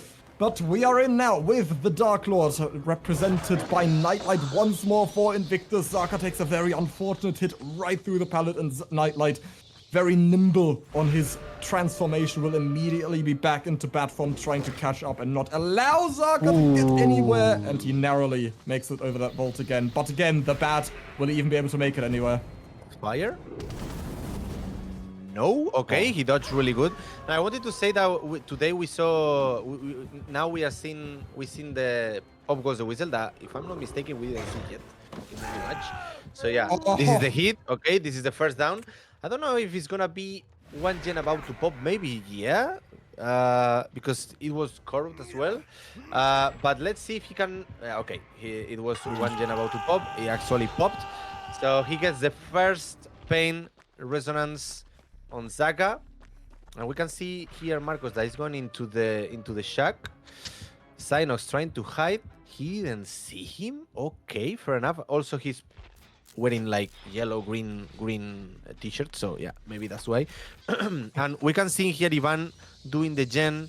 Now let's see what is gonna be the plan from Nightlight. He's gonna zone the area. He's gonna go for hooks.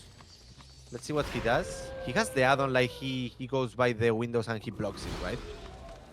Yeah, exactly. The combination of his add-ons, they work quite well. They synergize quite well. Lapis Lazuli, the purple add-on you see that you mentioned, does block windows, and the yellow, the green add-on, formerly yellow, it gives him an extra 20% range on where he can TP.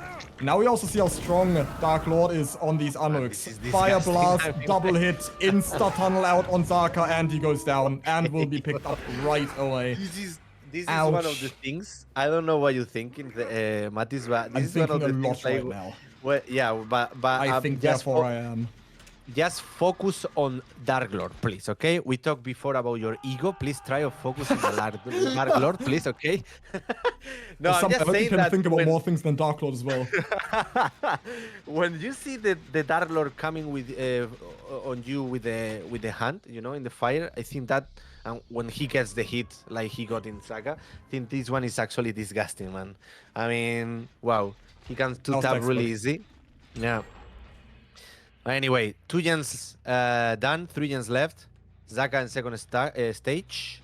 I don't know what to say. Like, the feeling that I have when I see Nightlight playing killer is like he knows always what he's doing. Like he has everything under control, and it's not just a sentence; it's a fact.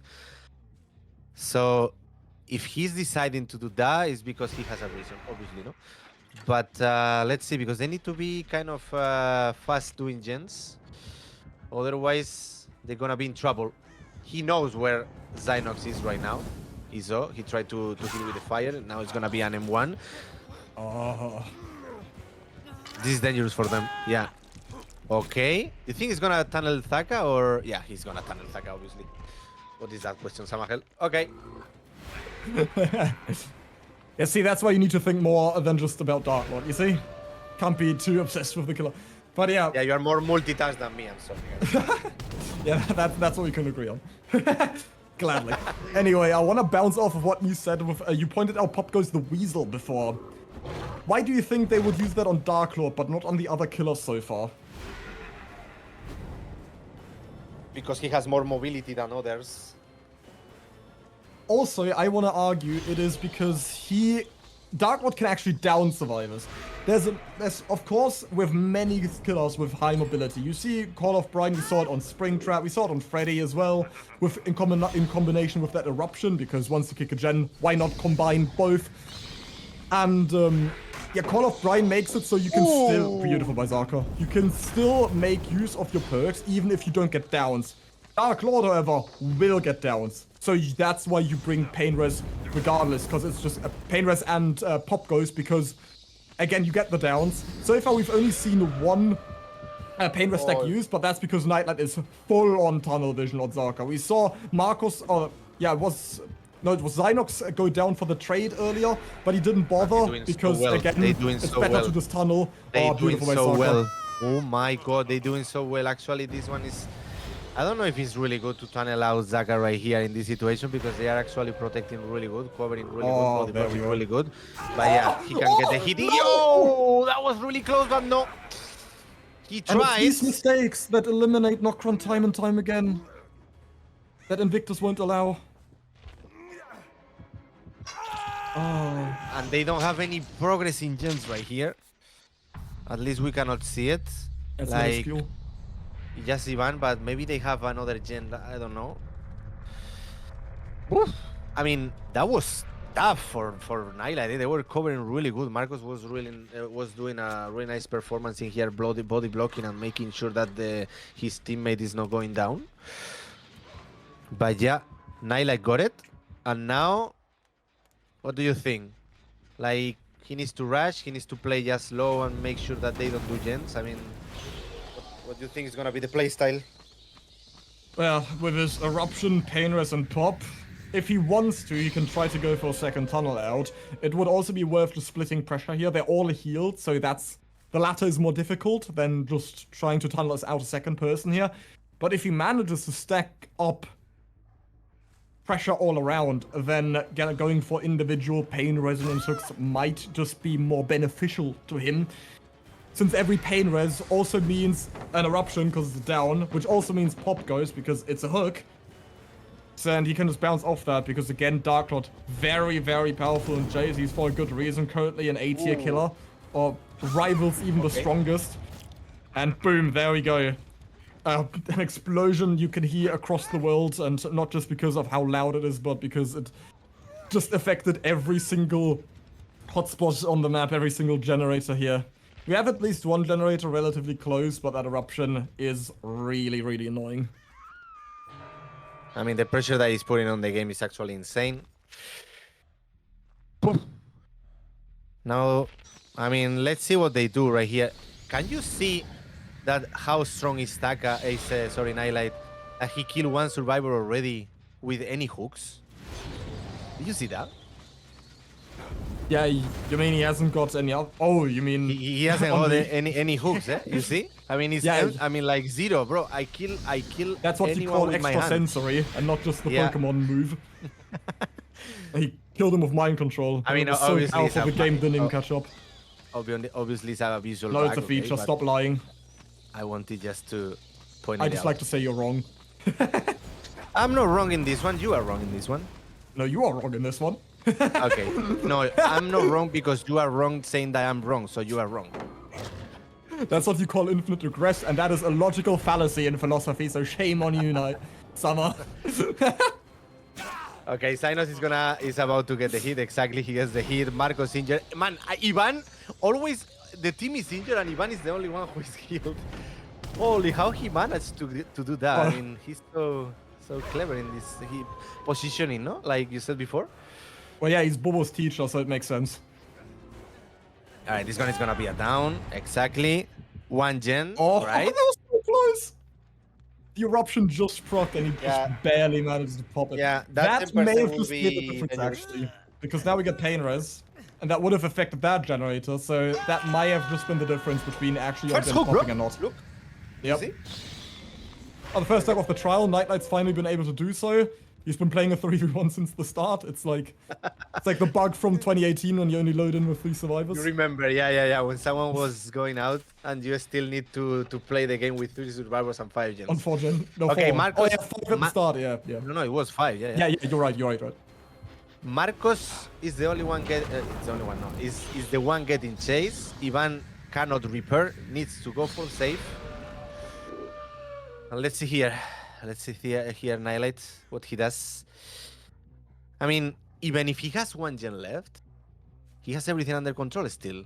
I mean, it's true that now the 140 seconds on the hook from Zynox gonna be dangerous and painful. Someone doesn't know, they add, like, how long ago? Like 10 seconds in each hook. And that one, you can feel it, the pressure, eh? Before it was 60 seconds, now it's 70 seconds. Yeah. And that one is, you can notice as a killer. So yeah. So Ivan, half of the gen done. Yeah, People go ahead. didn't really want to acknowledge that at first with how big that 70 seconds actually is, but people got more and more used to it. I remember when I practiced with my team, I would always yell, dude, it's 70 seconds now. Take your time. You don't have to save so early anymore. Because, yeah, again, you can feel it. That's an extra 10 seconds on a gen, which is an extra 9 on a gen. That does matter. Oh no, wait, actually no, that also was buffed. It's an 8 now. Yeah.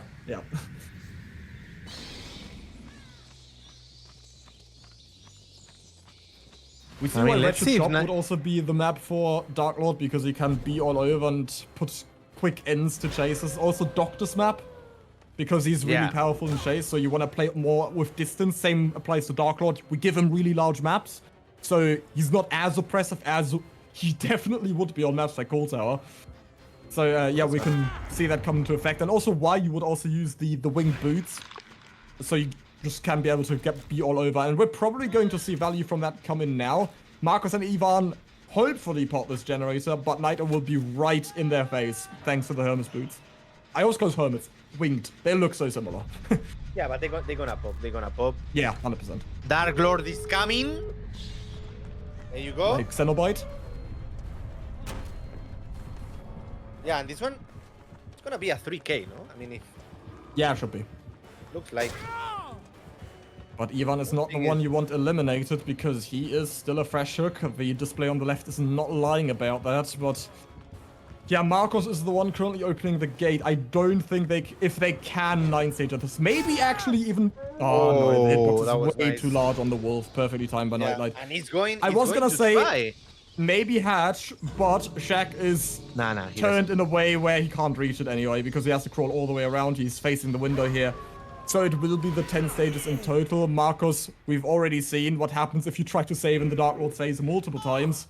It's completely useless. It's gonna be 1. Oh yeah, it's 1 stage, sorry. Definitely. Yeah, Nightlight with a one-stage performance, phenomenal. Definitely way above average. One stage and 3 kills.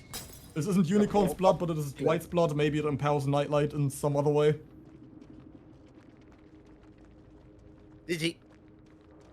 Yeah, that about sums up our first match of this fourth set. Dark Lord, once again, it is Invictus Pig, so it makes sense they come in here quite dominantly. 10 stages is debatable, however, as a result. Again, we can't judge because we are yet to see the second trial, and that might just go horribly wrong for either Nokron or Invictus. Either 0 stage and 4K3, and then you're gonna say, well, Mathis, that first result, you were completely wrong about your prediction. We're yet to see, it is yet to be decided, and I gladly hand back over to our analyst disc. Please take away, Q. Well, trial number 7 now done and dusted, and I mean, I gotta say, it felt like we saw a really decent turnaround from the survivors there in the course of that game, despite the fact that, yeah, you're only able to get 2 stages out. I think the big thing that really stood out to me there in the beginning, Ratz, was how long that first elimination took. It felt like the survivors doing a great job of being able to prevent that. Oh yeah, for sure. So Marcos, the MVP for this match, we gotta say, that was an insanely good body blocking work. It's very difficult to body block a killer like Dark Lord because he can use the bats to catch up and come out wherever he wants. And then as follow-up, you can either use the wolf to dash around the other body blocking survivor or use the Hellfire ability to simply hit both or just aim for the for Zaka in that case. And Marcos did a phenomenal job body blocking the killer in a way where when he would come out of the bat form, he would body block him in place so he could not catch up to Zaka, making hitting the Hellfire very difficult. And I mean, arguably, Nightlight didn't want to waste any time taking that hit on him. In hindsight, now you might say, yeah, well, you should have just taken the hit, but in the heat of the hit situation, you don't always do that because the optimal play is to just try and kill Zaka. But that was also necessary for the survivors, that chase, because they had a lot of things to do on their list, right? They had to get the person on the floor that traded for Zaka to get him up and healed, and then they had to also heal Marcos again, and therefore we didn't actually see a lot of generators progressed for that chase. But ultimately, they managed to get some outs, and that is very crucial going into the killer game now. It's going to be huge here. I mean, if there's anything that I have learned over the years when it comes to Dead by Daylight here at the DBDLeague is, especially when it comes to Zaka on the killer, you never can count him out. So, Prion, tell me the story on how it is that Zaka is going to be able to force us into a set number 5 here. Yeah, Q. So it's definitely possible here. I mean, the result that we just saw from Nokron's survivors is definitely a pretty good one as far as the Dark Lord goes. This is an extremely strong killer. And while it could have been better if we had seen Zaka survive a little bit longer with that altruistic play that came out, it is definitely a result that is doable for a killer of this strength. Many people would place the Dark Lord near the top of the killer roster as far as strength goes. It's a killer that we very often see slugging multiple people, 4King on a higher amount of generators remaining. It is not unheard of for this killer to 4K in the slightest, but it all does come down to Zaka here. This is his team's last chance, and how fitting it would be for it to all rest on the team captain and only killer player for Nokron here. This is just essentially, Zaka, how much gas do you have left in the tank? He needs to make this result or it's all over for Nokron.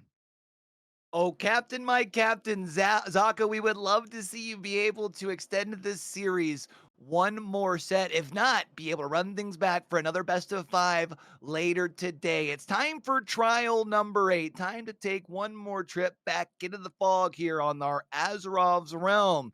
Samma, Mathis, take it away.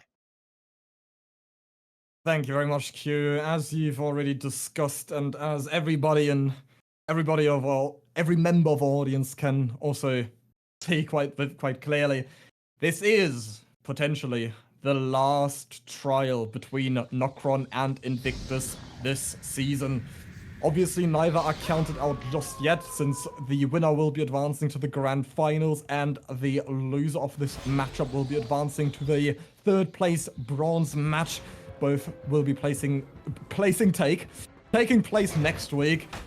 But I can I can imagine Zaka's got something to say about this and doesn't want to count anything out yet. That was a beautiful sprint burst into that pallet stun. That was perfect, honestly, the timing. That could not have been a millisecond later that would have hit. Yeah, but at the beginning, I was thinking that he wasn't in the best spot to try that sprint, because you could see that the killer, in this case Zaka, was cutting his pathing. But yeah, he actually got it. He got to the pallet. Back-to-back exhaustion perk, perfect use. So yeah, I mean, Invictus needs to play this one like no rush, low. They know that if they win this game, is it? I mean, it's over for Nokron. So, I mean, let's see what is the playstyle that they want to offer. Saka is actually looking for survivors right here. I mean, I think they're gonna play slow to make Saka a little bit nervous. Like, man, I cannot find anyone. I cannot get chased. I cannot get my. I don't have anything under control. Great like, point, I think that's the point from the survivors. Like, let's make sure that the killer is not having the control in the game, no? So they're playing slow. They are camping, like we used to say in Spain, like they camping the corrupt. I don't know if you say like that in English, but I think like they trying to make sure that they get they hide from the killer these 2 minutes. And he find out where is Orella, Pedro, in this case. They start repairing, and let's see how long, he can keep the chasing here. Yeah, Orella is a fantastic addition to the realm of DBDLeague. She is so quiet. It is unbelievable. That's why com players immediately jumped on this survivor and immediately bought her, because she is just too good to pass up on, especially also for spirit sets. She is so quiet. One of the quietest survivors we currently have in the game, and it is an advantage you need to take advantage of, so to speak, as well. So it's great to see, especially these new faces, to be picked up on so quickly, and especially also if they make players feel more comfortable what character they get to play. Still no hits. As you said, they might be trying to make Zaka feel uncomfortable. Dan will finally be the first one to be injured on this towel. He does only have Sprint Burst available. I'm not sure if he's already used it or 99 did. We see Zaka. Oh, I think he's already on the pallet. Yep, exactly. Well, very clever down here. And these survivors are really good. I mean, all of them, but again, the coordination. Wow. Okay. Let's see. Oh yeah. He blocks the window, fair enough, and now he finds out. All right. Okay, he did not have that Sprint Burst 99. I mean, that chase was incredible. A chase. Oh, whoa. So this is gonna be... No, I wanted to say that it's gonna be basement, but no, because the pallet is still dropped. You see that on the left there, that third gen. And the insta-save too, beautiful. They're not giving Zaka any breathing room. They're keeping him on his toes. We see the clean break and for the people there as well. That's clever. Absolutely. But again, they have so much pressure. They're putting so much pressure on the game. The coordination is insane. I mean, it's what I told you at the beginning. No, like they try to make sure that Zaka doesn't know where they are. It's going into the corner. Yeah. So this is gonna be the first hook for Pedro. Zaka was spotting a fly there, I guess. I mean, we cannot see it, but I mean, like the pain resonance, they are really far as well. The RNG, it wasn't really good for him. And this is a really tough game for him. I mean, doesn't look really good. Yeah, do you remember the state of the game we were at last trial? We had a kill on 2 generators remaining, and the current status quo is 2 stages. Oh, sorry, Summer. 1 stage, as indicated in the bottom left. Yeah. No, but it is 2 stages, yeah. And Zaka doesn't have a tunnel out, really. Pedro and Dan each have 1 stage. Try that? Oh my. It almost worked, actually. Yeah, Zaka just unleashed. Well, actually, no, it did work, because Zaka was forced to use Unleash his first pounce there a bit prematurely. Otherwise, he would have probably loved to walk a couple extra meters before unleashing it there. And that allowed Dan to avoid that first hit, since Zaka wasn't able to cut the corner quite as clean as he wanted to. And that's 4 gens with only 2 stages. 2 stages, 4 gens. Yeah.